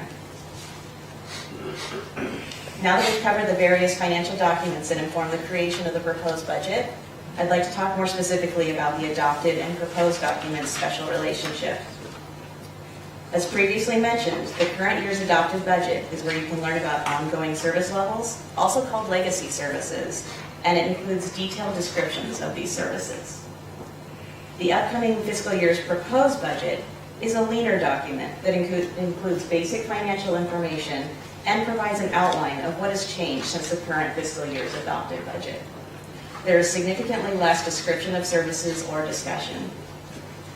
The intent of the upcoming year's proposed budget is that it is used in concert with the current year's adopted budget to provide a full picture of the city's financial situation. The greater detail in the adopted document helps to supplement the basic detail included in the proposed, and the adopted service level is revised by the changes proposed in the proposed document. And to reiterate, we're not starting from scratch each year when we develop the proposed budget. We're instead using the current approved service level in the adopted budget and then adding or reducing it while summarizing those additions or reductions in the summary of changes section. Now I'm going to talk a little bit about feedback and how we use it. Throughout the prior year's process, staff are taking notes of requests and comments from both the committee and the community members regarding scheduling, meeting content, duration, frequency, etc. Then, shortly after the adoption of the budget, staff sends out a survey to the Budget Committee asking for further feedback and details on your experience through the last process. You may remember that Twyla distributed the results of that survey in October. We've generally only received responses on the survey from about half of the committee, So we do work within that data set when looking to the future. Based on those sources, staff compiles the feedback and then meets with the committee chair and vice chair to tailor the upcoming process to better meet the needs of the group. Some examples of your feedback in action include an earlier start this year with this very workshop, an extra meeting to allow you more time to deliberate, an Urban Renewal 101 that's meeting in March, a meeting in May dedicated to deliberating the proposed URA budget, and weekly emails from the budget office that advise you of budget-related items going before City Council and their nexus with the multi-year financial plan. Now we'll take a look at the roadmap for the upcoming fiscal year. We've already held the 2 service profile meetings in the fall and are currently on the second item on this list. Moving forward, we have another February meeting on the 15th to discuss the improvement program. Looking ahead into March, 101. We also have another meeting in March scheduled for the 15th, and discussion in this afternoon session could lead to more certainty around that meeting. In April, the city manager will present his proposed budgets for the city and urban renewal agency, with 3 meetings after that in May devoted to deliberation. At each of the May meetings, there will also be an opportunity for public comment, or in the case of the last May meeting, a public hearing so that you can be fully informed of the community's priorities. Note that City Council requested that the Budget Committee have a conversation regarding the remaining Comcast revenue, and that is scheduled for the 3rd of May. This is scheduled intentionally after the city manager's presentation of the proposed budget so that prior to your discussion, the group will have a full picture of FY18's situation. We also have a meeting scheduled on the 10th of May, primarily to discuss the Urban Renewal Agency budget. If there is time remaining in that meeting after you've delivered on the URA budget, we could choose to continue discussing the city's budget as well. And finally, the committee will meet on May 17th to continue deliberations and make final recommendations on the FY18 proposed budget. This is our current plan. This afternoon, we'll have further conversations about what topics the Budget Committee has interest in, and then we'll see if we need to make adjustments to currently scheduled topics. So this concludes our presentation on the budget process and documents. Are there any questions?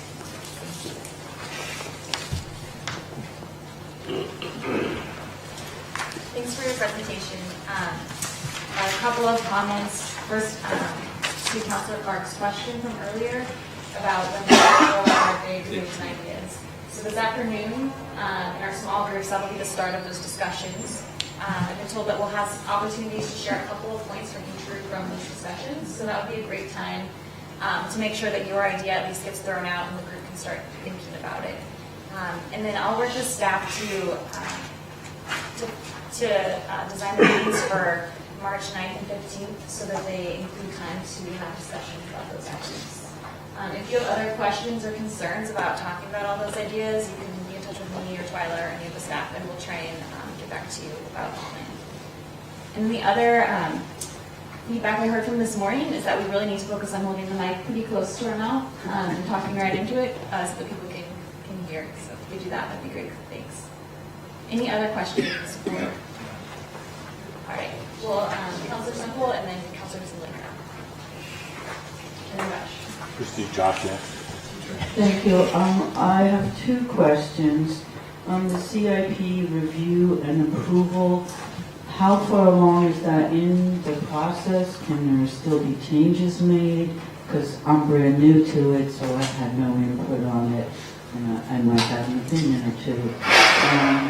And then the urban renewal budget, I'm not really sure what that involves since council already voted on that last year as to how much could be spent as available but not necessarily to be spent. So those 2 topics I'd like a little more information about. The CIP is currently in draft form, and it's available on the website so that people can take a look, and then at your meeting on the 15th, that's where you would have discussions about that. And then on the URA, the plan amendment that you referred to in the fall for the downtown, previously that was approved. The URA does go through a budget process, and the URA has its own funds. So that goes through a similar budget process as the city, and it has its own section in the budget document as well.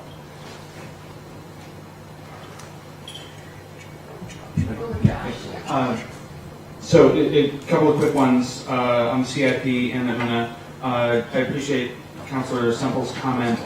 I'm curious if we're accumulating comments, and maybe this is a question more for Kurt, but if we're accumulating comments and questions, clarifications on it, I mean, it's a pretty good-sized document. There's a lot in there. What's the best way to do that? Should we send those to you guys in advance of the meeting mid-month, or would you like us to wait? So that's one question. And then the UNA, may the MYFP rest in peace. The UNA, I think, have a lot of pretty high-stakes items for the long term. It would be great if we could get that, sooner rather than later. Certainly not April. That sounds too late. So if you could just sort of set our expectations on that. Even just seeing a draft, we don't have to take the numbers too seriously, but I think seeing both the structure of that and the content will be important in framing our deliberations. Councilor Zelenka.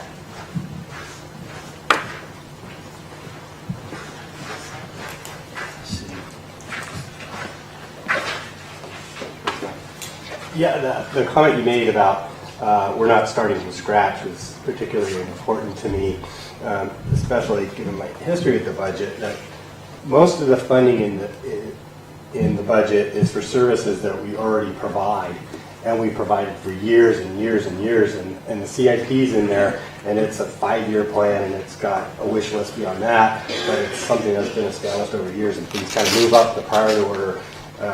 And when you look at the budget from that perspective, all of that already existing funding accounts for probably 98 to 99% of the budget. And the reality is the discretionary part of the budget is like 1%. And it's extremely, extremely small amount of money. And thus we can sometimes, one time we discussed $7,000 for 3 hours. You're never going to forget that, are you? I'm never going to forget that. I was intrigued and appalled at the same time.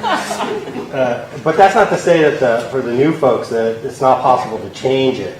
But it is a zero-sum game in that if you want to change something, you got to realize that if you want to add something, you need to subtract something. Unless there's new monies to be had, which don't often come around. In fact, I was commenting to John over there that of the 21 budgets I've been on, I think only 4 of them we added money to the budget. The rest of them were all cut budgets. And the next 2 are probably going to be in the same realm. So just an unfortunate dose of reality about what's going on with the budget. If it's okay, Chelsea, I'd just like to respond. So Josh, you had a couple of questions. One was around the questions for the CIP and where to direct those. I think that, Kurt has a large percentage of the CIP and the work that goes into that, but it might work best if you just funnel those questions, if people have questions about CIP, to the budget staff, and then we'll appropriately distribute those so that they get answered, or at least we're prepared to respond to those during the process. With respect to the unfunded needs assessments, we're still working on that. The executive team is, and if there's a chance to get that out sooner, we'll do that, even if it's in a draft format, to try to get you as early of information as you have. But I do think that the multi-year funding still there's a lot of similarity in terms of the items that are a part of that document that will be continued on in the UNA, and so just kind of a little bit of information about that.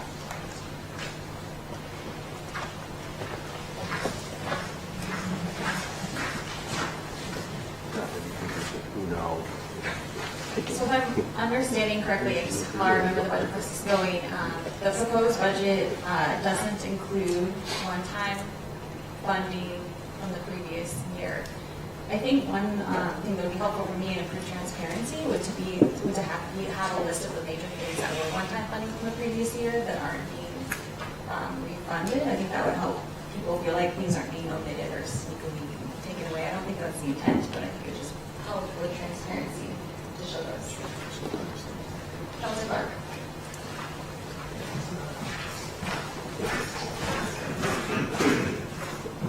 Thank you very much. One of the, I guess my question, and I appreciate what you mentioned about later this afternoon and the process by which we add some things to the conversation. There are three things I have specifically that I'd like to see done, two of which are program related and one of which is capital related to bring up. And so I guess I want to address this thing that Alan just said because I think it's interesting.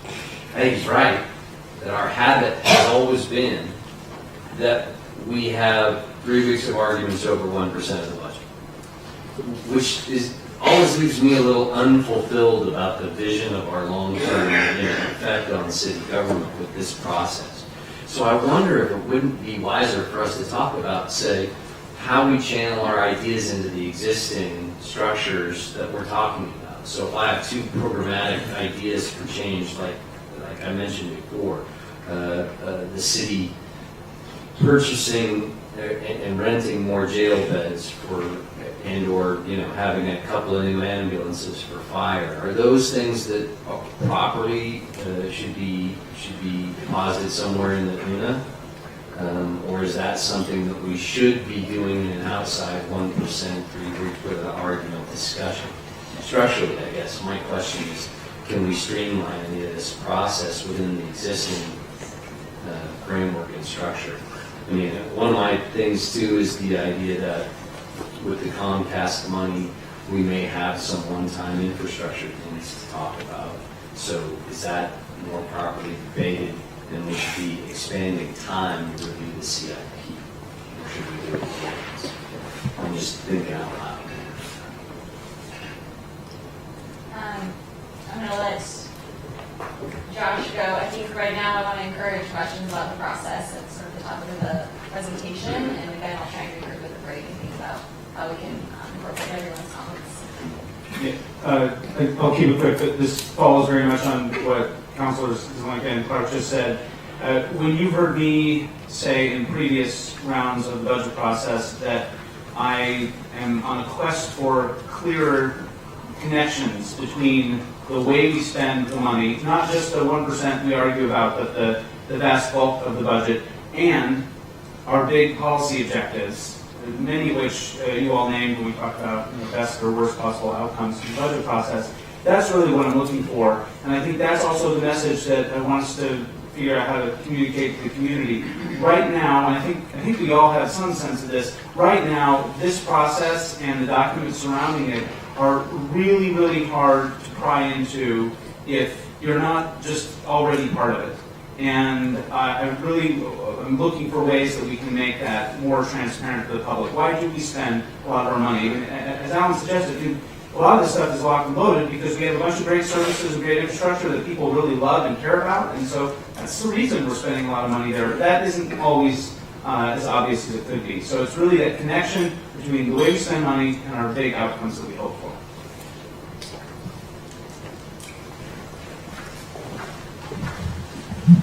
All right, I'm going to try and keep this on schedule and in line with our agenda. So at this point, I'll turn it over to the city manager to do a presentation. Thank you. I'm going to use the whiteboard a little bit.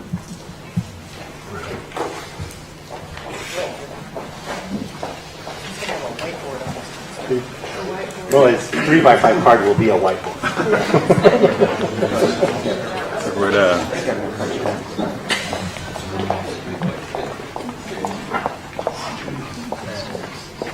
While we're getting that ready, on the question, I'm going to follow up a little bit on Mike's question and a couple of others.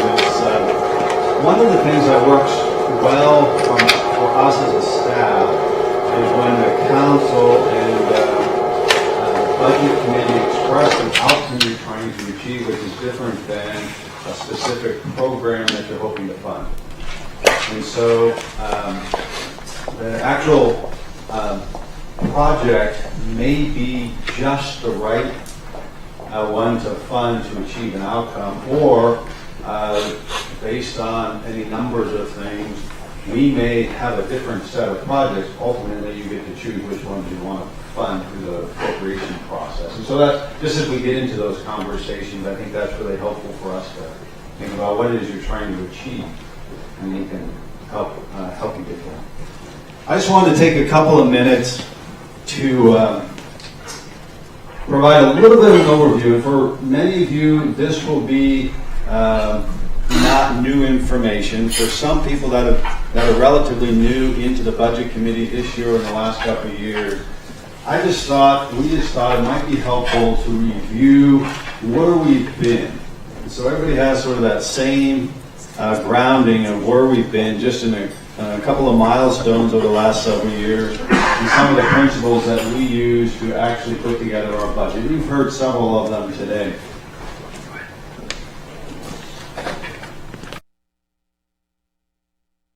So for example, what we talk about every year is when we prepare our budget and present our budget, we're very much trying to balance three things. We're really working on balancing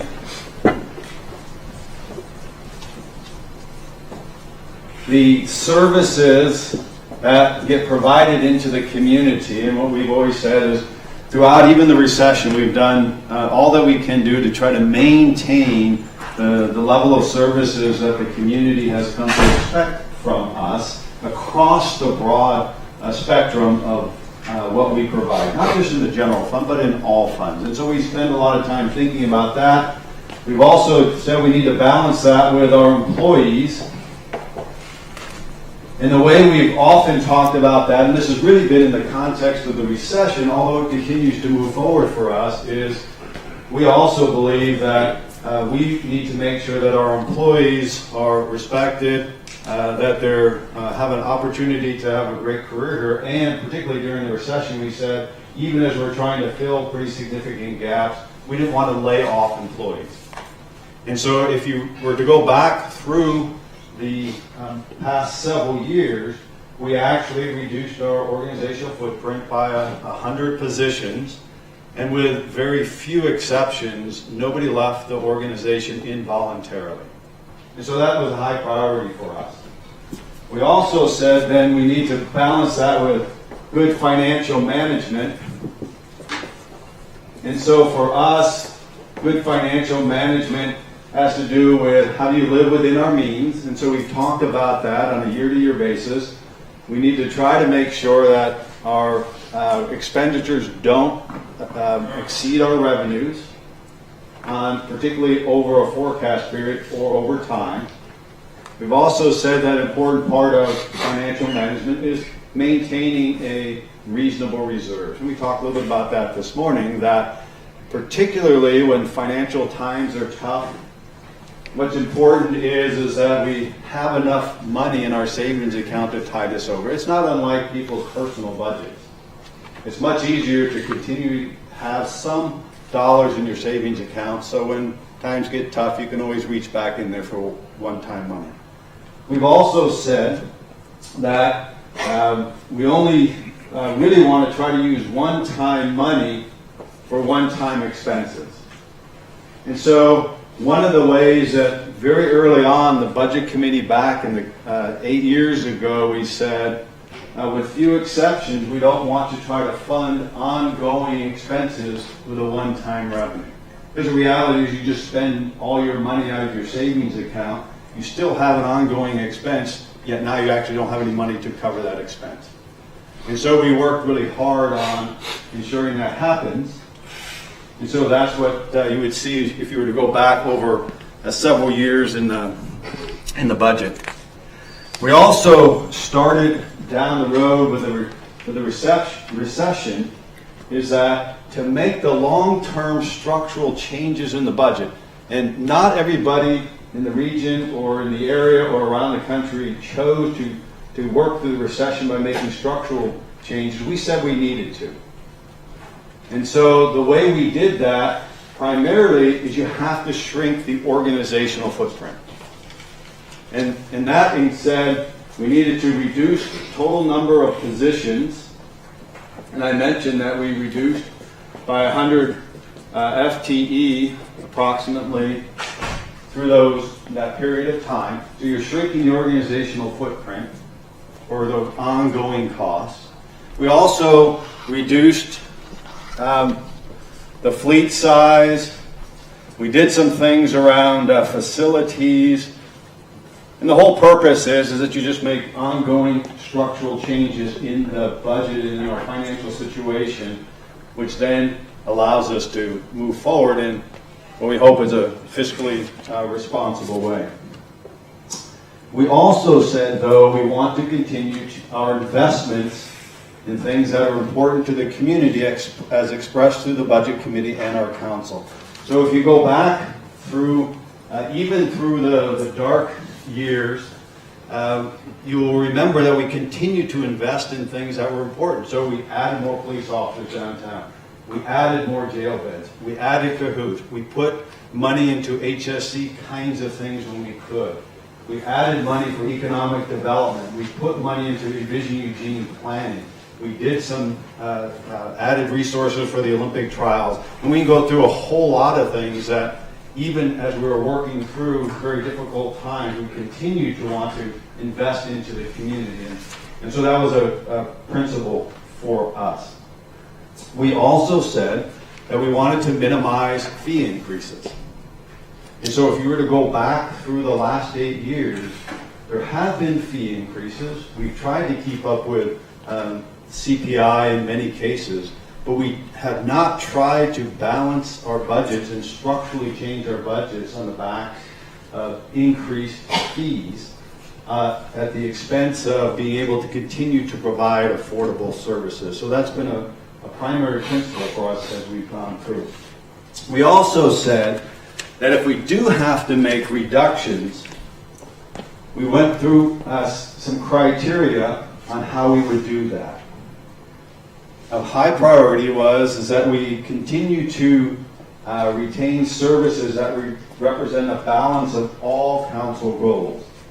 And Sarah, a little bit later, will talk a little bit about, remind us all of what the council goals really have been throughout this entire period.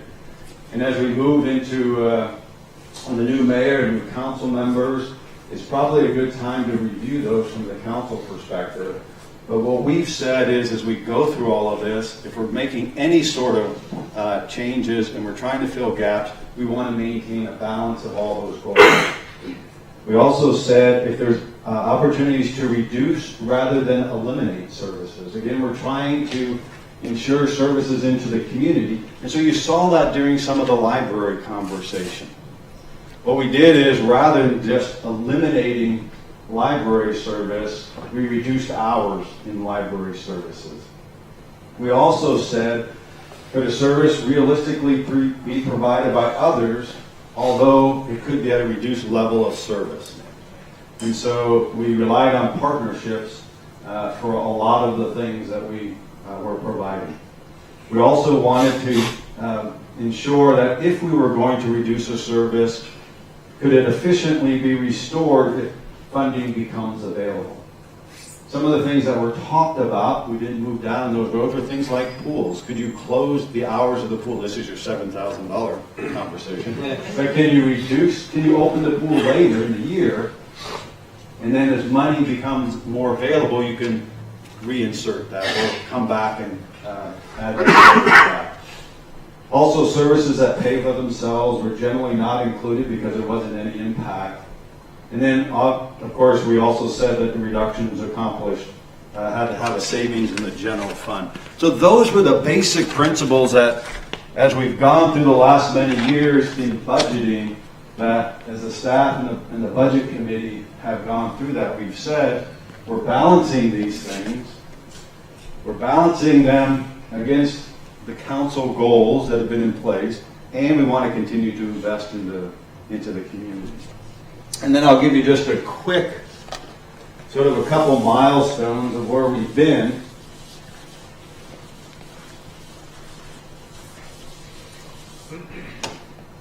Oh, there's a lot of different colors, thank you.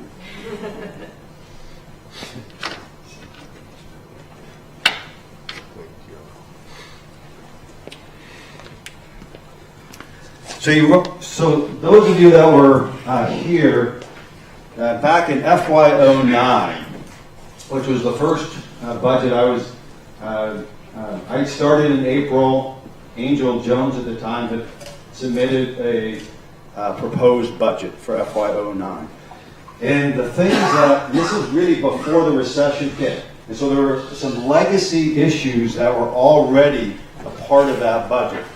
So the FY09 legacy issues, there was a $1 million gap in the general fund. And at the time, we were all pretty concerned about that. As you know, as we kind of eventually went through this, $1 million seemed like sort of nothing. But at the time, seemed much more significant. We also were absorbing the library levy. You might remember that the council had made a policy decision that the library levy, there was a library levy. It chose not to renew that at the time, and the policy decision was to absorb that into the general fund. And in FY09, I think we were still at $3 or $4 or $5 million that needed to be absorbed into the general fund. And we also at that time were anticipating some pretty significant PERS increases in the out years. And so this is even before the recession started. We had some things that we were already anticipating. And then, as you know, the recession hit. And so for FY10 through FY13, the recession starts. And then we know a variety of things. Somebody, I think Alan mentioned Hynix closes, which was a significant financial hit for us. The whole economy starts damping down. Values, property taxes, everything, silt payment, everything starts to really dive on us. And if you remember early on, the 6-year forecast gap went from $1 million, and this really was, if you remember, when the county started losing some of their timber money or anticipated timber money, we anticipated that we were starting to have $1 million gap. That grew pretty quickly through these years to $12 million, and then eventually through these years up to $24 million. And so this was a gap in the general fund. And at the time, the general fund was running at about $125 million per year. And so by the time we got out at this point, we were at about 20% gap in the general fund. And so for those of you that have been on the budget committee for numbers of years, you know there were several years in which the conversation really was is how do we fill this gap, continuing to balance the services, employees, and financial management, and continue to invest in things that were important to the community. So there were a lot of discussions around those kinds of things and a variety of outreach. We were also, as part of this gap, we were incorporating the legacy that was still with us. And we were maintaining those principles of balance and one-time funds and all of that. When we got to FY14, we had an additional $5.2 million gap in the general fund. And so it wasn't just 24 that we've been working on. We added another $5.2 million. So our total had really reached $30 million in the general fund gap. And again, at about $125 million general fund, we were at between 20 and 25% of the general fund needing to fill that gap. So this is where we had lots of conversation. This is where we said, why don't we go out with a service fee? I'm not going to recreate that whole conversation. But it was in that period of time in which the decision was made is let's go out for a service fee to fill this gap. As you know, the service fee was not approved by the voters. And so the budget committee at that time said, let's use one-time money to fill this gap. So we used one-time money. It actually was a $5.3 million. I don't remember what the other $100,000 was, but we said, let's go ahead and use one-time money to fill this particular gap, and then let's see what happens in the next year, what we need to do. And so in FY15,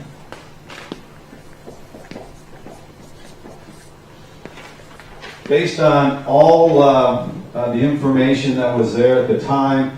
The Budget Committee and eventually the council made reductions or filled the gap of $2.5 million. So we actually took that 5.3, made reductions of $2.5 million. I don't remember all the details on why that wasn't 2.6 or whatever, but this is what actually happened in structural changes. And then in FY16, in some of these, as you might remember what we did with the library, we reduced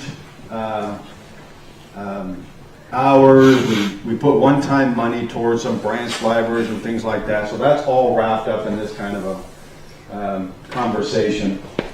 And by FY16, what we said is we were cautiously steady, meaning we actually didn't have to fill a gap in FY16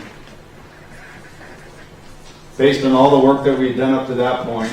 And then the library levy was actually approved to add back services that had been reduced, particularly up to this year. And then this FY17, the year we're currently in, you might remember, we didn't have a gap. We said we were steady, but we're anticipating that we could have a $1 to $2 million gap. So if you go back, and we mentioned that earlier, if you were to go back to the budget, what we said is, we've done a good job. We have enough reserves to not have to sort of overcorrect. We can kind of work our way through. And so, given all of this, we said we don't have a gap. Could have a $1 to $2 million gap in FY18. And so, what the forecast shows right now for FY18 is we do have this $2 million gap, and that's all what Twyla went through on all of that. And our strategy that we will incorporate is, again, we don't want to overcorrect. We have enough savings to help us move forward, but structurally, we want to continue to ensure that we make structural corrections as appropriate. So we will employ a strategy that has $1 million of ongoing reductions in the budget we'll see in April. If we need it in FY19, that's when we'll pick up that other $1 million. But at the same time, we want to continue to invest to the community in things that are important for us, whether it's public safety or it's economic development or it's human services and all those kinds of things. So we're also continuing to balance finances with services and employees. So, thoughts or questions on any of that? That's kind of quickly where we've been, Greg? Yeah, I want to go back to when we go back to 09 and when we absorbed, the library, piece and the levy went away and now we've come back to another levy to support that. And looking at a broader horizon in terms of, okay, we know what the impacts are on the general fund of the economic, waves that we have, okay? So that if the economy goes down and, subsequently, property taxes are affected by valuations going down, other issues that are impacting what our revenue stream is coming into the general fund. What are we looking at in terms of doing additional kinds of levy and other, mechanisms of financing specific city services outside of the general fund? So what I'm talking about is direct service funding such as library levy, a possible public safety or human services kind of configuration of a levy, and other things that, will, lessen the impact of the economic rise and fall of what happens to the general fund. I'm trying not to ramble with this, but I'm trying to kind of conflate, two pieces of how we, get to A, our council goals, but B, I think having that bigger conversation I alluded to earlier about the long-term vision for the city, and then how we support that vision through, either discrete funding for, parks and recreation, because we're really bleeding money in terms of that in the general fund, and things like library services, which, go on the serial levy piece. Do we look to having more serial levies? Do we look to having other kinds of geo bonding schemes to, supplement what we are doing in the general fund? Yeah, so I'll answer that in a couple different ways. One, just generally some thoughts around levies and bonds, and then more specifically, Greg, because I think I understand what your question is. If I don't, please keep asking. So there's advantages and disadvantages of things like geo bonds and levies. So geo bonds, when we talk about, we have one-time money needs, we often think about those as capital projects. So if you want to go build something, you need the capital money once, so you go out and ask people if they're willing to invest in that, so you get the money and you invest in that. The services, whether it's libraries or parks or ongoing service levels, oftentimes we say if we can and we need to supplement it, we go out with a levy, which is up to 5 years of funding. That can provide funding for those 5 years, and if it gets renewed, if that's what people want to do, then that's a positive. As you know, one of my mantras is one-time money for one-time expenses, and serial levies are actually 5 years of one-time money for an ongoing expense.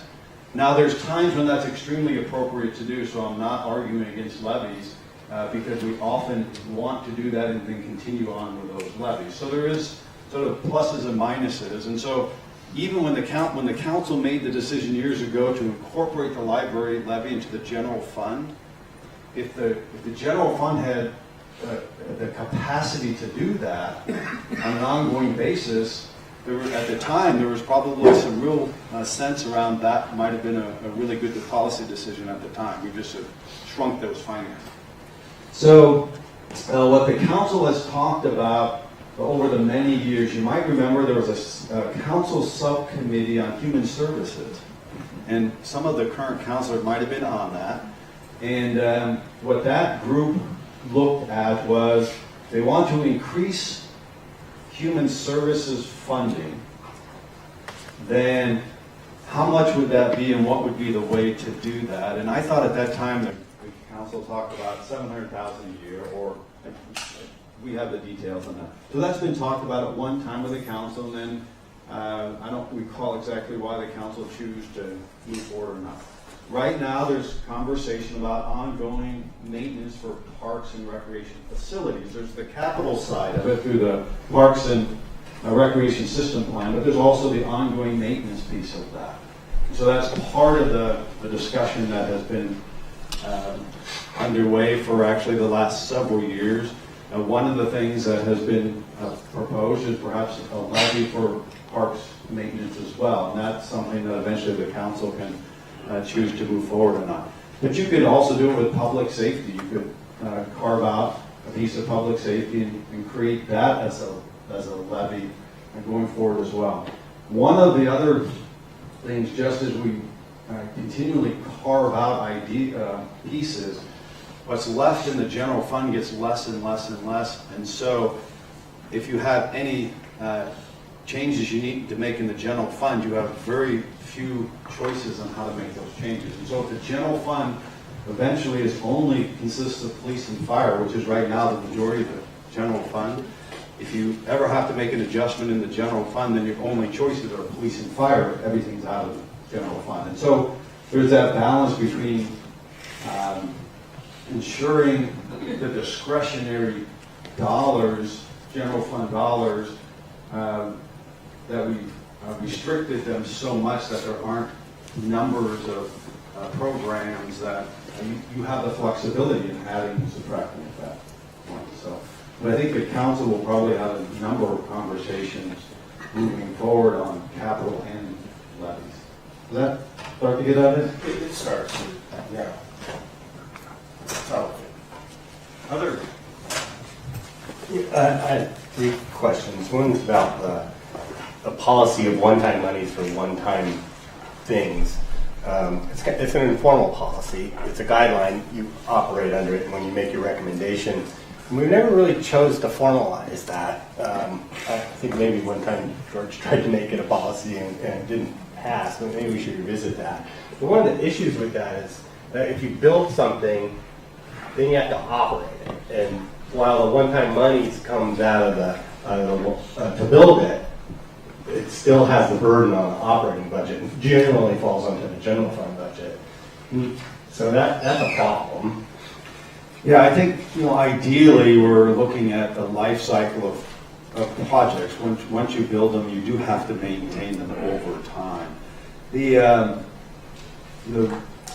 setting that policy in stone, one of the things that I think has been helpful is that it has been flexible. So that's a general principle that we've been operating under. But the reality is we have used some one-time monies as a bridge, knowing that it allows us not to overcorrect because we've built up a little cash in our savings account, so we can sort of use that to sort of bridge that's appropriate.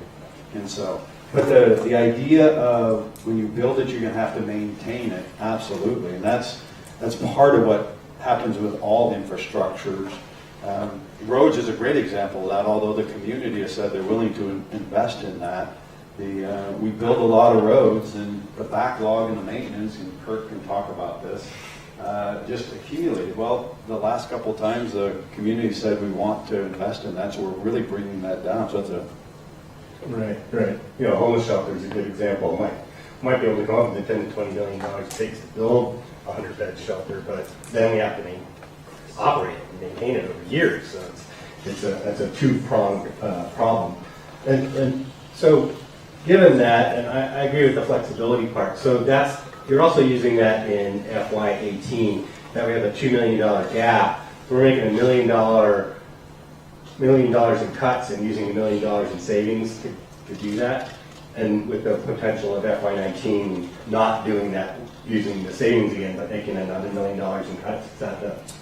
Yeah, and there's one reason why I'm really comfortable in that is, frankly, part of the Comcast settlement. It's a pretty big settlement, and so if a portion of that goes into our savings account, then you actually have those dollars that, if needed, can help carry that across. What we're hoping is that some of the indicators that Twyla talked about are actually sort of reversed in a different way. Now, they could go in a sort of a downward, but if they start moving in a positive way, that $1 million, it decreases, maybe it goes away, and so we haven't overcorrected. So actually, some of the Comcast dollars sitting in the reserve actually allow us to kind of bridge that across it. So the $1 million in FY19 might be $700,000 if things go our way. Or zero. If they go Emily's way, we could be in a... Yeah, we'll be surplus $170 million.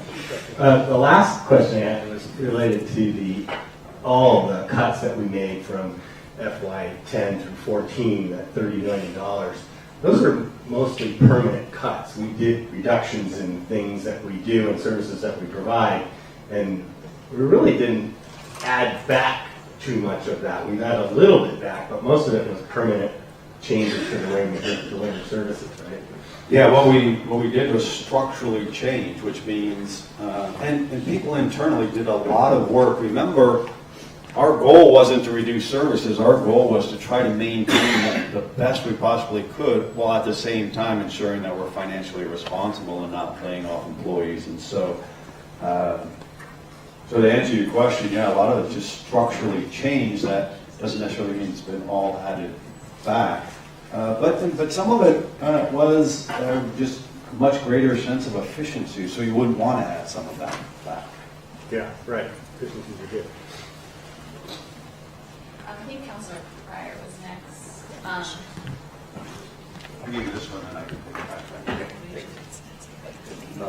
It seems one of the trends you've been talking about in here, and having been a participant, living it firsthand, is the balance we're trying to strike with something I mentioned earlier, trying to always do the right things, but also do them the right way. And the mantra about no one-time money for ongoing is part of doing it the right way.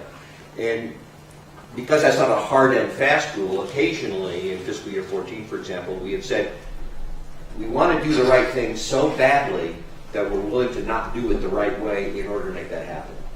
And I think that is a critical thing to acknowledge as we go through each one of these budgets, that occasionally we think that something that is the right thing to do is so important that we're willing to not do it the right way. But we can't make that a custom. We can't make that something we do regularly. And that establishing the right thing to do is actually not the purview of the Budget Committee. The Budget Committee doesn't decide what to do. The Budget Committee is the group that uses its creativity to say what is the very best way to do it. That's why I think, and I really think it's wonderful that we're going back and saying, what are those right thing to do that the City Council, which is the elected policy body, has established? What are our goals? What are our priorities? What are those votes that the City Council has taken to say, these are the things we intend to do. These are the right things in whatever definition we want to use that we want to do. Now, Budget Committee, which includes the Council, what is the best way to do that? And what's difficult about it is we have more right things to do than we have ways to do it or money to do it. And so for me, what's going to be the most productive element for the Budget Committee is to say, you want to do all of these things, which ones can we not do? And if the things that we've decided we do want to do, or the things that the Council said, I don't care, we want to do these, the Budget Committee helps us to say, okay, what's the best way to do it? And it may occasionally employ, I know this isn't the right way, and for 1 year I'm willing to do it this way, but not to do it a lot, to do it a little. Right. And that's entirely appropriate. I mean, there are really times when that should happen, and I think the Budget Committee has been a great stewards of the community's investment. So. Thank you. Just to follow on Councilor Pryor's comment, I mean, when I mentioned in my list was too long, I apologize, of things I either wished for or feared. But when I mentioned trade-offs, I think that's really what I was speaking to. Just the more clarity we can have about, if we can't have everything, what those trade-offs are on the table, it's helpful. John, you used the word structural, and I appreciate that. I'm curious if you see other ways to make changes, because we're lucky. We have, although we have some grim possibilities a little farther out, we have some flexibility and some time. I think it would be great if this body shifted its discussion a little more toward, away from the $7,000 items and toward those 2, 3, 5-year possibilities for structural shifts in the budget. You did a great job talking about the past. I'd love to hear if you have some things to suggest for the future. Let me pile on 2 more things if you want to respond to. One of the reasons that I really appreciated the structure of the multi-year financial plan items, the line items in there, is that they called out, in some cases, not just one-time expenses, but also some of those long-term operating expenses. Alan did a great job pointing out that you can build some things, I mean, it could be a shelter, it could be something else, and have some obligations. One thing I pushed on, but we never really got too far on, was which investments we could make. If we have the money to make them today, this year, maybe the next fiscal year, that actually save us money over time, and maybe that gets to some of the structural possibilities. But it'd be helpful to hear about those things. We're in a position where we have enough for the short term, but it'd be great to take advantage of that flexibility to have some impact longer term on the structure of the budget. Yeah, and I think that's, if we were to go back and look at the last many years, both in the budget and in the supplemental budget, we've actually done some of that, exactly what you're suggesting. And so, for example, the impacts of climate change and wanting to make a difference there, we've actually gotten a twofer in some ways, because we've gone back and did some one-time retrofitting, one-time investments in some of our facilities and our pools and things like that, that one, actually helps with our use of energy, but it also, in the saving money in the operations side, but we've also then be able to reduce the amount of ongoing facilities costs that are needed. And so if you were to go back through sort of the last many years, you would actually see some of those items that have been put in place to do exactly what you're talking about, to try to how do you invest one-time money to get ongoing savings? And so we've actually worked hard at doing some of that, and so you would see that in some of those. So that's absolutely true. There's another question we had in that series of that. Just about structural reform possibilities. Yeah, we're constantly looking at ways to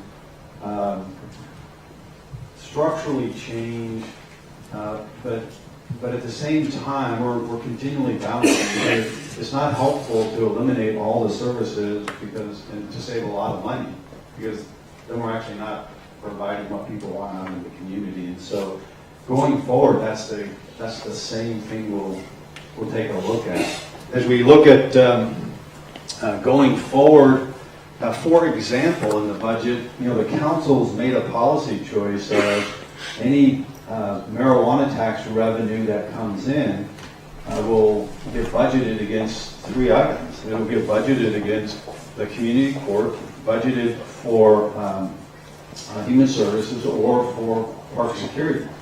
And so what you'll see in the budget is any marijuana revenue that comes in, that local marijuana revenue, we're putting against one of those three items based on what we think is most helpful for the outcome of that. So those are the kinds of policy things that the council is making throughout the year that then reflect themselves in the budget. In this last supplemental budget that was approved, the council's talked about the CRO, and so there was dollars in there to put towards updating the climate and energy action plan. So that's in response to policy direction from the council. Council has said we want to keep moving forward and Vision Eugene, and there's a whole lot of different parts to that. And so what you see in supplemental budgets, particularly, but also in budgets, is money that's put towards those kinds of programs, because that's what the council has said that they're wanting to continue to move forward. I'm going to actually ask if we can cut this discussion out so we can give Sarah time to give a quick presentation before lunch. Yeah, I was posing out there that my presentation on the exec team covers a lot of things we've already heard. It's not a really long presentation, so if you wanted to do that prior to lunch, it would give you something to talk to your exec team buddy about maybe during lunch, and meet some people's best outcomes of possibly getting out a little bit earlier. Good idea. Are there any other burning questions for the city manager? Like that. So I'm going to take up a foreign question that usually is Councilor Clark's mantra, and that is, what is the assessment around the indirect impacts to our budget in terms of services that we deliver or that are impacted by our unincorporated municipal areas? Specifically, we talked about River Road and Santa Clara. And, being able to kind of end that patchwork of,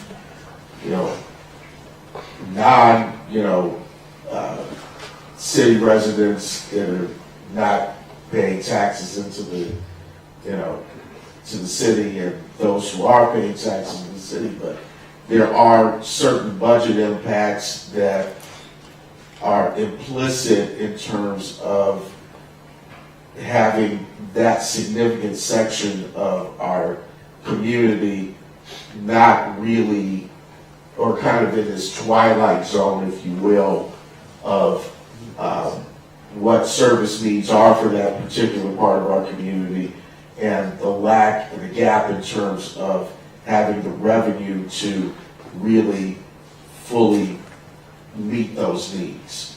And what is our current? I haven't really got clear in my mind where specifically those gaps are And, you know, we have got kind of a comprehensive solution to those gaps is bring them all into the city, but that's easier said than done.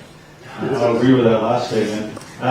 So I'll just barely introduce the topic, and then this might be one, particularly for the council, to have some ongoing conversation if you like. Much detail in your question for sure, but for example, in some cases we do spend dollars out in the unincorporated areas in which the people in the incorporated area are actually subsidizing. And Chief Saludik isn't here; he's sick today, by the way, and that's why he's not here. But he could talk about our response into Santa Clara.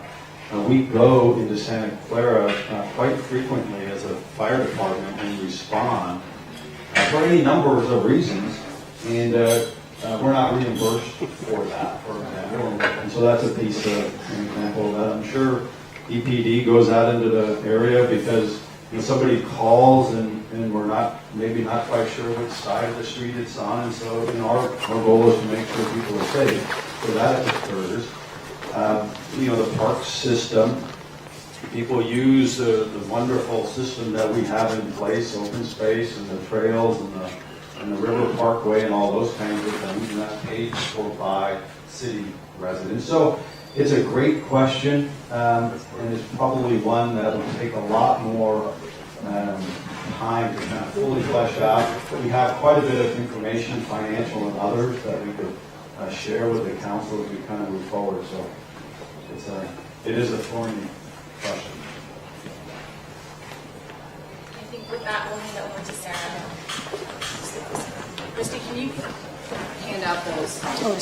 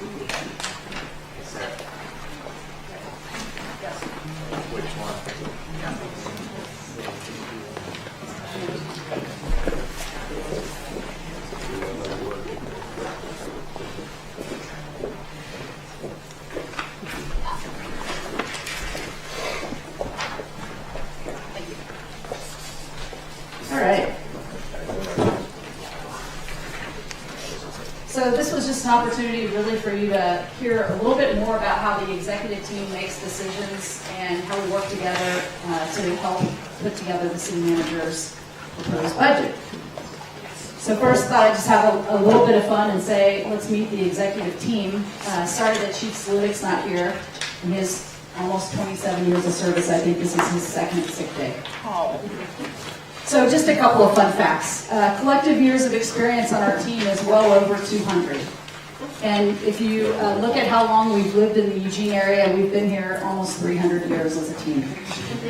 We have kids that have grown up here, and we have some that are still growing up here, including some of us on the team. We have friends, we have family, and large networks that span a variety of interests and viewpoints. We love our work. We love this organization and we love the community, and I think we would all also say that we know that we are privileged and we're honored to serve you in the community. And when we come together as a team, we call ourselves First Team. And what we mean by that is that as a team, when we're making decisions, we're always making decisions for the best of the collective good of the organization and the community. So we come and we advocate for our departments, but we do collectively make decisions as a team that puts the business interests of all as our common good. So as much as I'd like to continue talking about the team, my goal today is really to inform you at a high level the inputs that go into our collective thinking and decision making as we build the budget. So I'm going to walk through about 7 slides, and I'll leave plenty of time for questions and discussion. You can do that over lunch and maybe when we get back if there's joint questions. but really grounded in the experience and relationships that I already referred to. The city manager's proposed budget factors in a lot of information we've gathered over time from the community, from the council policies and direction, from legal requirements, adopted in strategic plans, and data like what you've received today, and also our employees.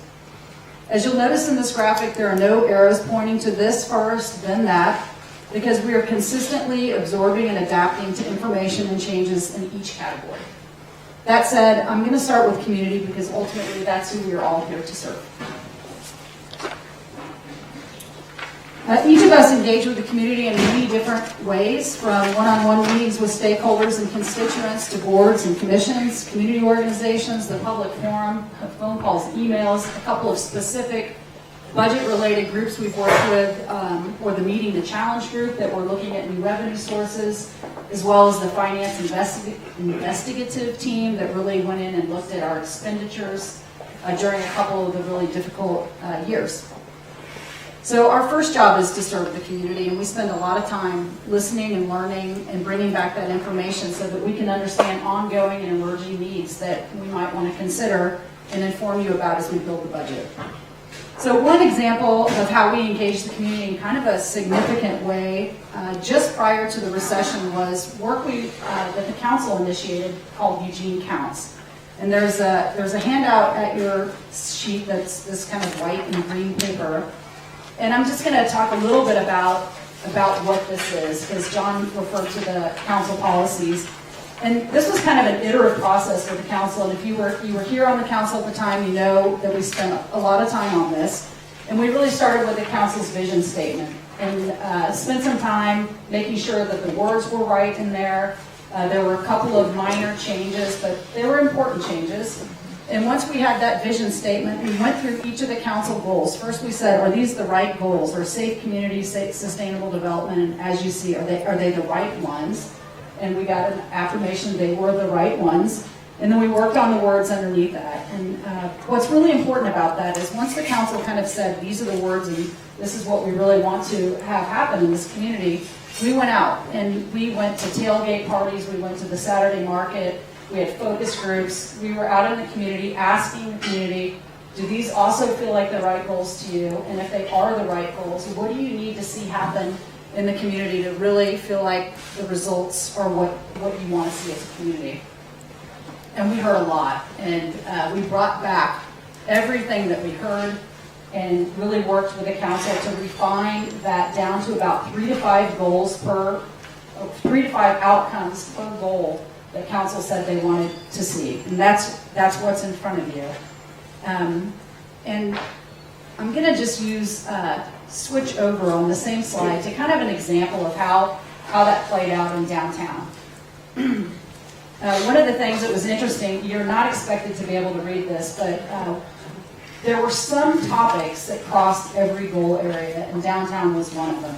When we talked to the community about any one of these council goals, downtown came up, and it came up a lot. And it was that they wanted more jobs, they wanted more development, wanted it to be safer. It could be that if we go out right now with the same questions, we might hear some of the same things now.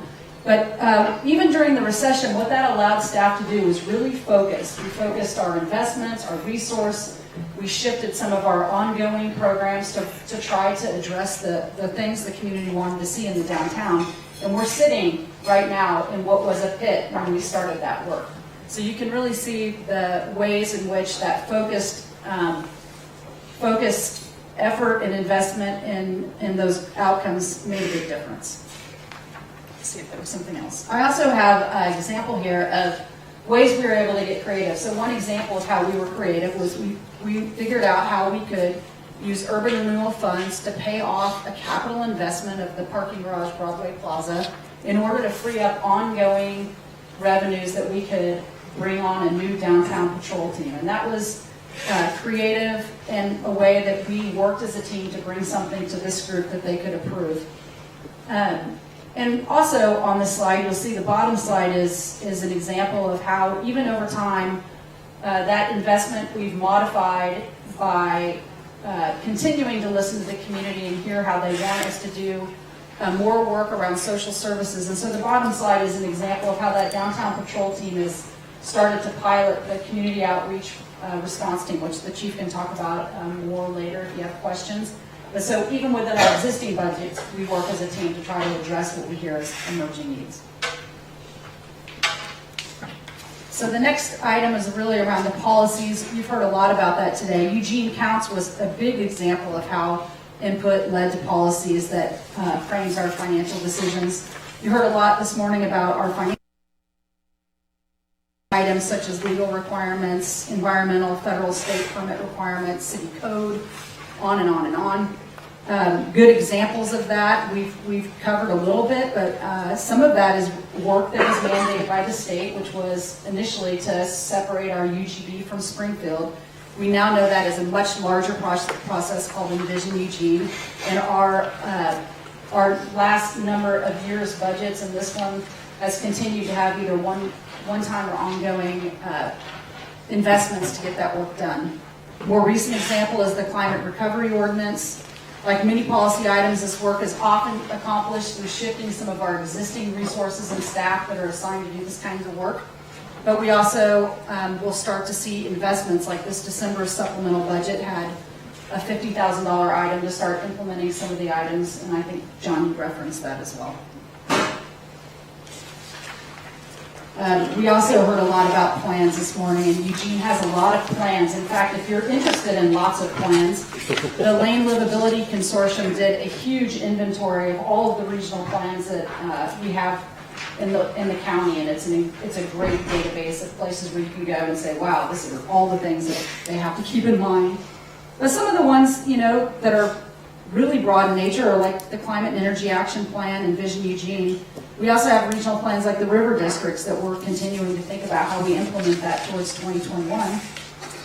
And then our individual departments have strategic plans. And all of these we bring to the table as a team every year and consider how do we invest in all of these plans in a way that moves us collectively forward, knowing that some things, as Josh mentioned earlier, are going to be trade-offs.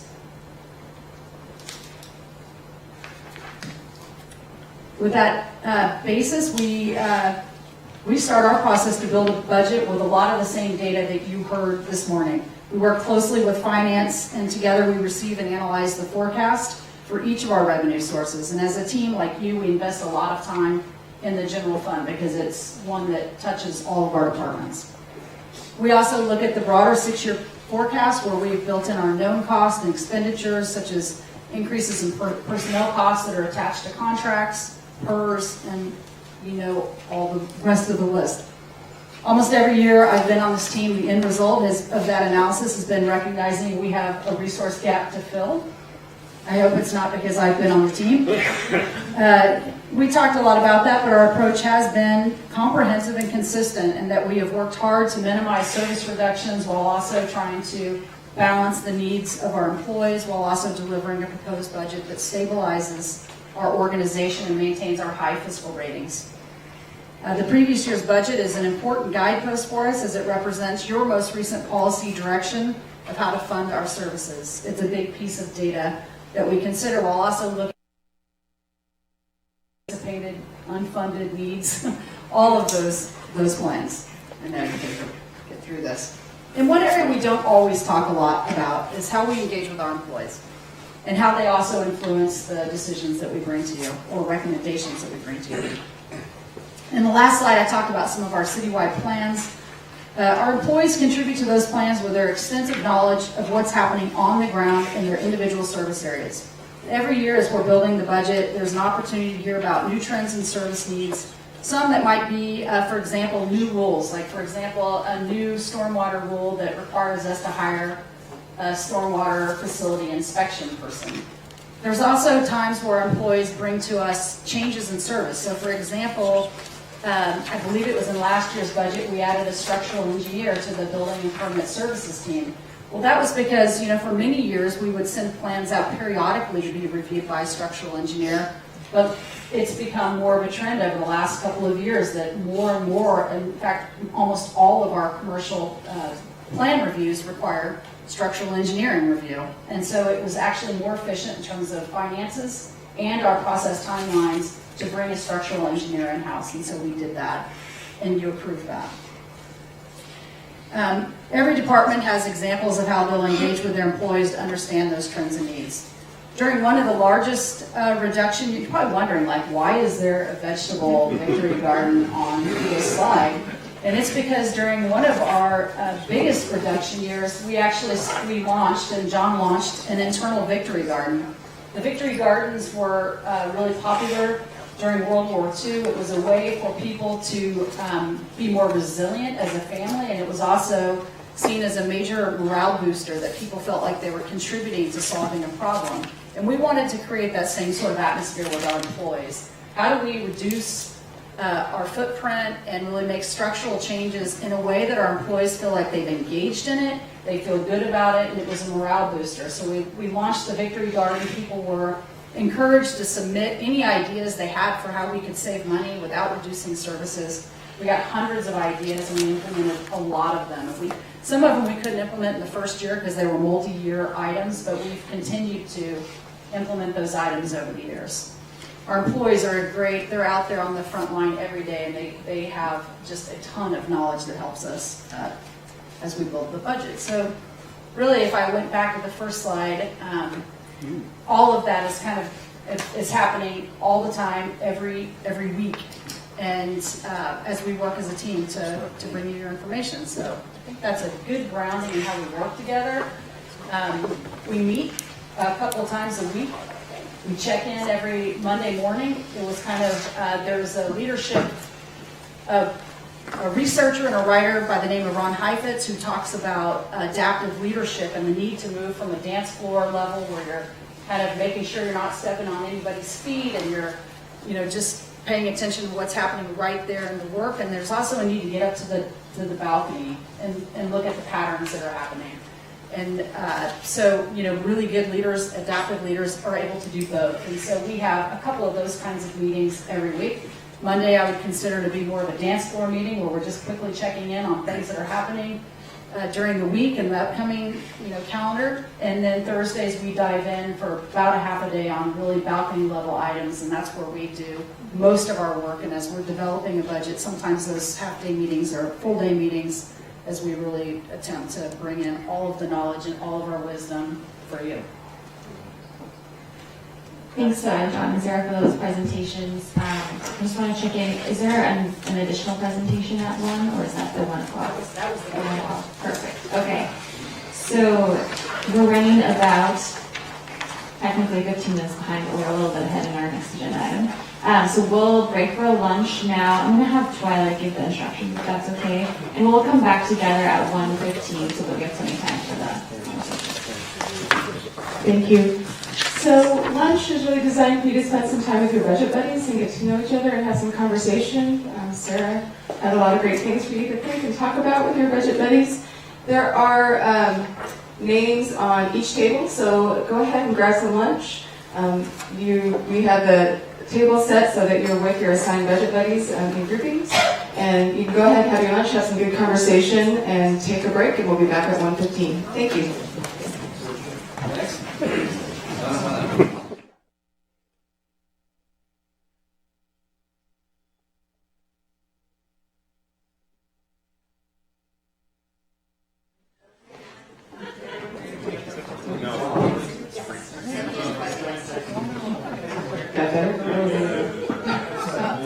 Okay, so thanks everybody. It sounded like we had a lot of great discussion. So we just spent some time in small groups talking about what kinds of information would be useful, both in the budget document, in your role as a budget committee member, and then also with public engagement.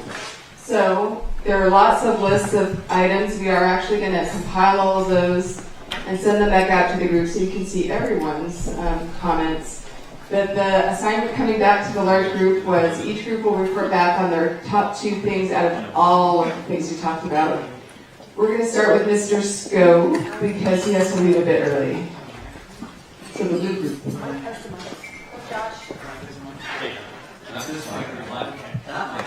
Thank you. I won't talk about the very long list of exciting ideas that we came up with. It didn't make it into the top 2. but they were pretty interesting, involving all sorts of changes to the city's website and dynamically available content, but I won't discuss those.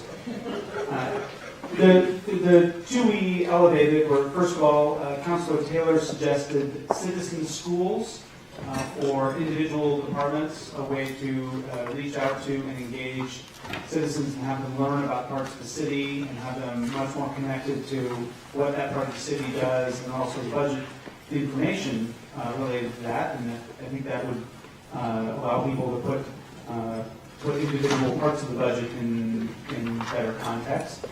And then the second one was the idea of, I'll just say, with its infographic of its budget, and I'll send that out to everybody after this meeting. But the Lane County Performance Auditor produced a more or less one-page infographic that looks at sources of revenue and the structure of expenditures and so on. It looks a little bit like a little blue booklet of past facts that we had, but it's a little prettier, a little more comprehensive in some areas, and I think that would be a great thing to share with the public really widely. Thank you. How about the Green Group? Who's going to represent the Green Group? Ken and Jason. I am. The Green Group. We had a lot of discussion and we generated a lot of ideas. And in the last 2 minutes of our discussion, we decided on the two that we were going to elevate. So I'm going to attempt to summarize those. A lot of our discussion, part of our discussion was around how do we communicate the budget to citizens in the community, and who has various lenses they're looking through in terms of their interest and so on. And that kind of led into one of the ones that we came up with was that to put back in place, reinstitute, we used to do a community survey, or we've done one in the past, so reinstitute a community survey, and one that's we form by metrics around the values, or around the value of our services, and also the council's goals and vision. And I don't know that I have those in exactly kind of the sequential order. I mean, I think the way we talked about it was that the council, and I think this was mentioned this morning, maybe do some review or even a reset of goals and vision. And out of that, develop some metrics for how we might want to assess those on how we've been doing. And then do some kind of a community survey that would allow us to have some feedback.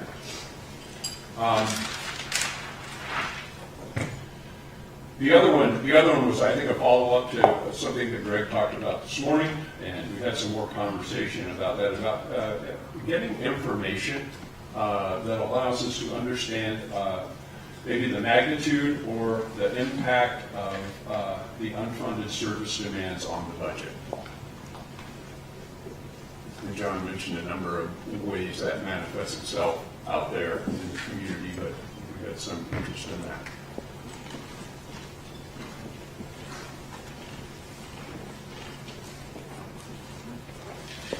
Thank you. So how about the Red Group? Who's going to... Garrett.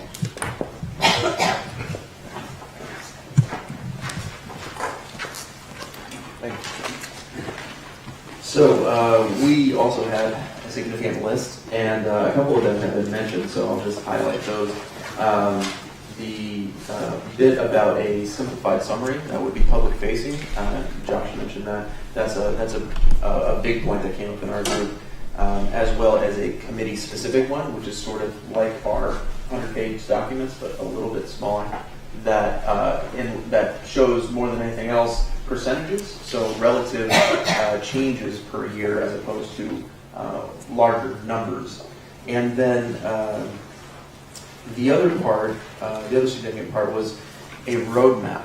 So whether you're a counselor or a citizen member on the budget committee, how do you do this thing? How do you enact a new policy or a new budget, new line item, something like that? Or how do you, and what are the limits of your abilities? So having context to the position is not necessarily there for a lot of the members of this committee on both sides of it. So that was something else that was requested.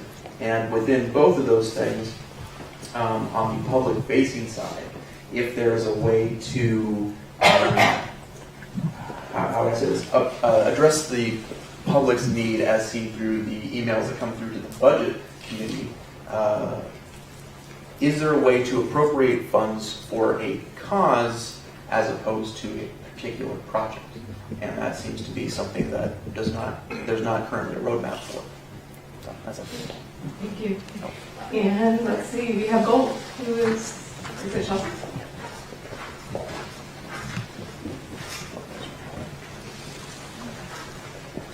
So our top two were how do we bring up or address emergent needs ahead of the budget being proposed at each year? So that could be, for example, well, I'll leave it blank for now. I don't want to put any particular project in mind. But and then how does that respect all the work that's been done in things like PUNA and with the executive team and all the sort of long range process planning that happens probably mostly by city staff or council outside of funding communities. But you could think of different years, things have come up like 1 year, well, there's a homeless shelter, other years it's been an animal shelter. There have been a lot of different projects that have risen to our attention that seem very last minute with big ideas. Another one that came up today is maybe we want to look at fiber and can we extend that more? So there's all these different ideas. How does that mesh with the longer range planning? And then something that would be helpful is, see if I can summarize this well.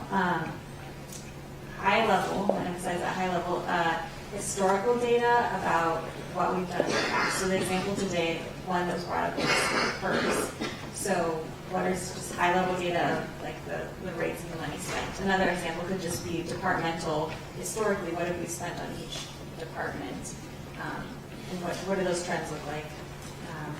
And then in addition to those, we wouldn't want to say just departmental level, but like there are issues like homelessness that are very frequently asked or timely, and it would be great to know historically what have we been spending on these. That captured the wonder.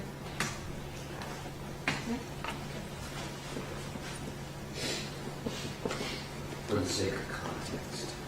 For the sake of context. Thank you. We heard a lot of great discussion, and I know there's a huge list of other ideas that I know it's hard to pick two sometimes. But we appreciate you doing that. We did want to be mindful of your time today. Budget staff, we're going to be looking at all of these ideas that you have. We're going to be working with budget committee leadership, so the chair and the vice chair, as we develop the meetings that are coming up in the spring, and also as thinking about some of these ideas when as we develop our documents as well. So thank you all for your feedback. With that, I'm going to turn things back over to Chelsea.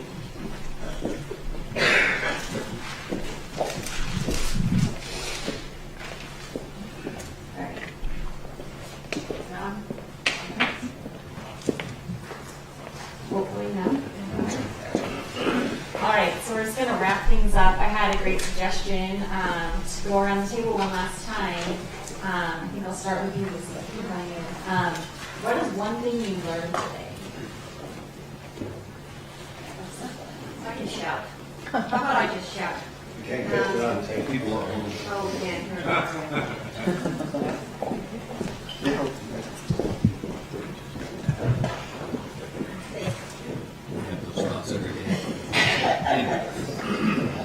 If I say it loud enough, it's true. It was most revealing to me. I really got a lot out of the sort of broad stroke of the history of where we've come and what those larger processes were. I'd say all that kind of basic structural and historical information was very, very helpful to me. So I really appreciated that, John and Sarah, and just sort of getting that scope. Thank you. Yeah, I don't know about a new thing. I know I met several new people today, so that's always useful, and learned we can been a Saturday, really getting up to speed on a complicated but important process. I don't know if this is new or just a reminder, but I was reminded that I'm not the only person who thought this stuff was really complicated when I started.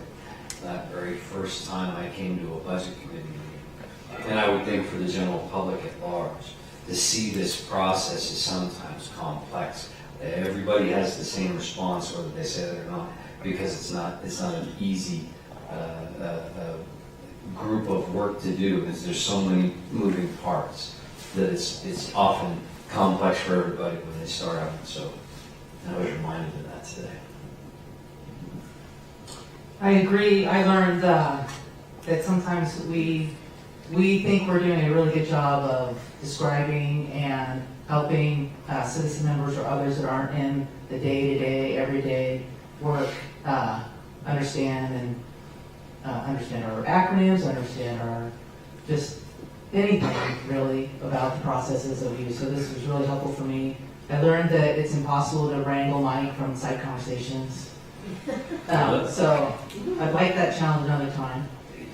And I did learn a lot about others in the room, and that was one of my learnings. So thank you all. I learned that we have several new members of this group who are very energetic, and I'm very optimistic based on that this is going to be a really good year for the Budget Committee and the work that you all are going to be doing.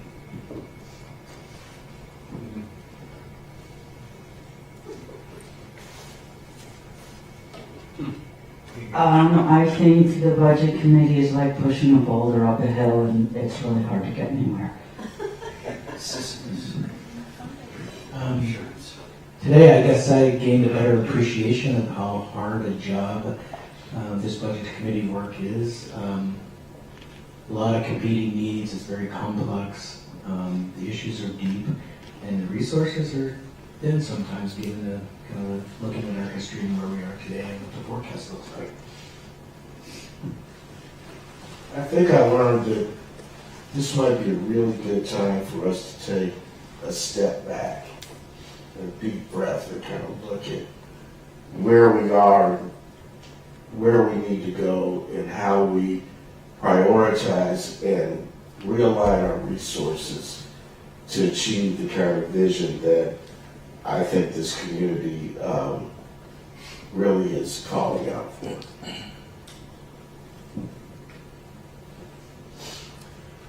I never like responding to questions like this.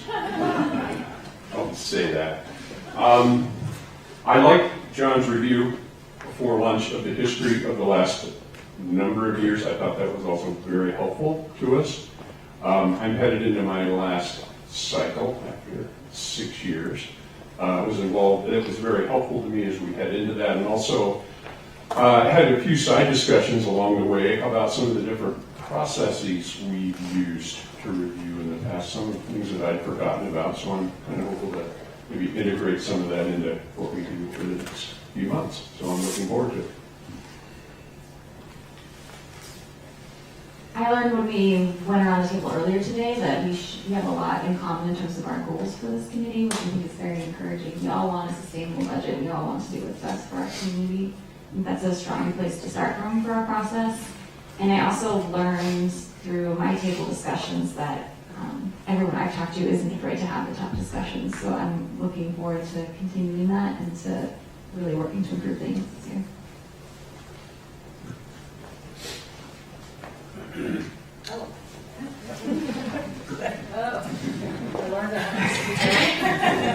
Well, one of the things I learned today is that even though we think we have a lot of great information out there and we package things in a certain way, that there's still confusion and sometimes people don't know some of the resources we have out there for folks. So that's a good lesson for us as we think about how we're going to interact with folks and display our information to be mindful of that.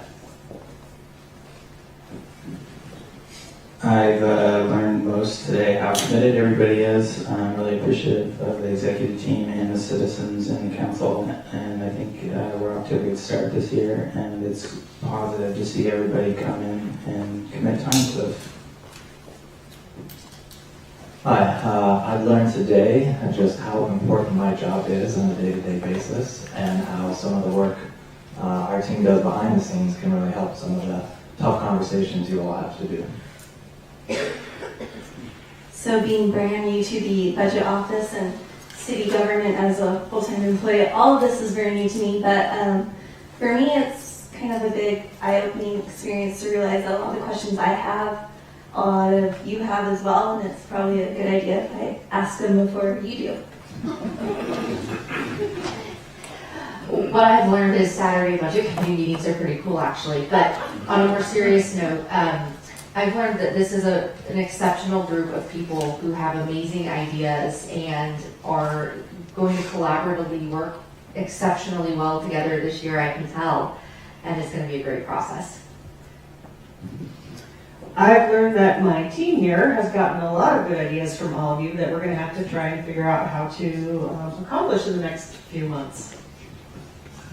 All right, I'm ready now, sorry. I've learned that we do need to continue striving to use plain language and continue simplifying some of the complex work that we're doing so that it really is understandable for the community and the committee as well, because this is really important work that you're doing. Mine's similar, just a reminder of using words that are familiar, being very user-friendly in our processes, the information we present, and I just think that makes it a way to be open and people can gain trust when we do that. I've learned that it's really helpful to have a combination of 200 years of experience and somebody who's here for the first time, and all that we do, every time we bring in new perspectives and ideas and we pair it up with a lot of experience, really cool things happen. So I'm looking forward to the year.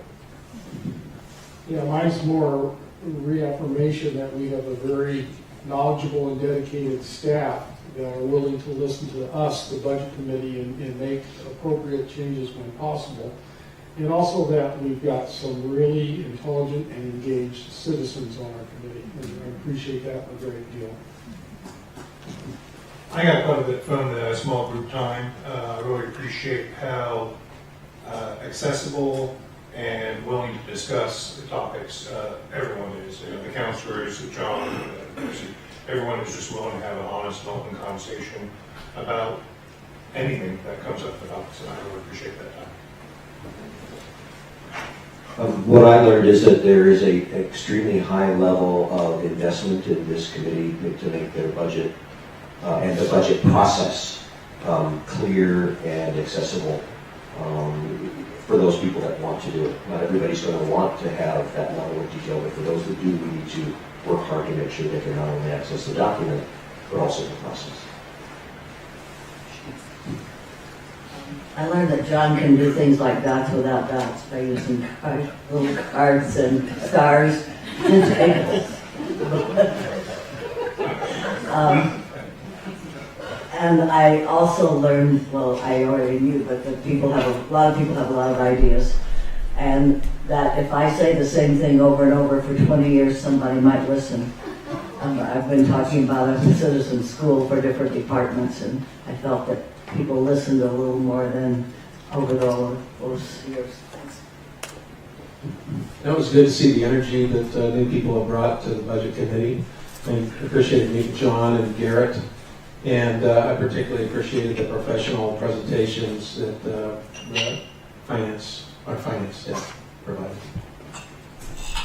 Well, I learned something new after, 6 years on the budget committee and 4 years on city council, that the actual budget and the next year proposed budget are meant to work together. I never thought about that. So that's actually a very useful, practical piece of information that I learned. And I also learned that Garrett and I grew up in the same small town.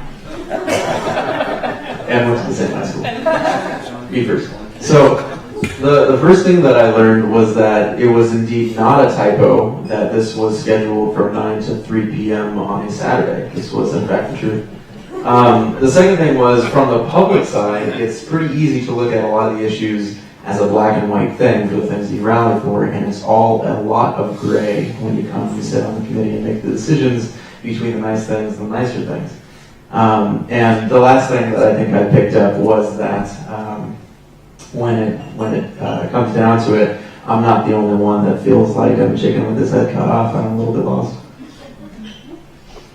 I guess I was reminded today of a few things. One is just what a talented group we have on the budget committee, and I'm so excited about all of the new members and the new talents that they bring and the ideas. It was really exciting to hear about. And then also just reminded that we need to continue to think about the tools that we can provide to all of you to make your role easier and actually more fulfilling, and we'll do everything that we can.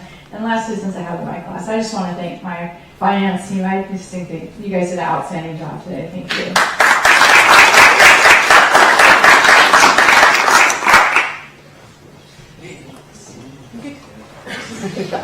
Thank you.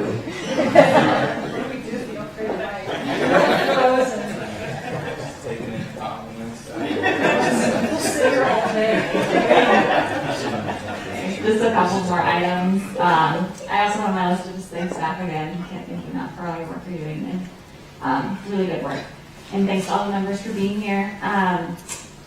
The next meeting we have is scheduled for February 15th. That is, it's a Tuesday, is that right? Wednesday, I thought. Okay, Wednesday. Okay. It is at Harris Hall. So not here, not in the library, Harris Hall. Also, since this is being recorded, I'm just going to announce that there are 3 citizen member openings for the next budget cycle, and the applications are due on March 31st. And you can see the city's website for more information about how to apply for those positions. And with that, I just say that I'll work with city staff, and we'll try and incorporate everything we can from this meeting and bring it forward into the next meetings we have in the budget cycle. Does anyone else have any urgent business to share with you?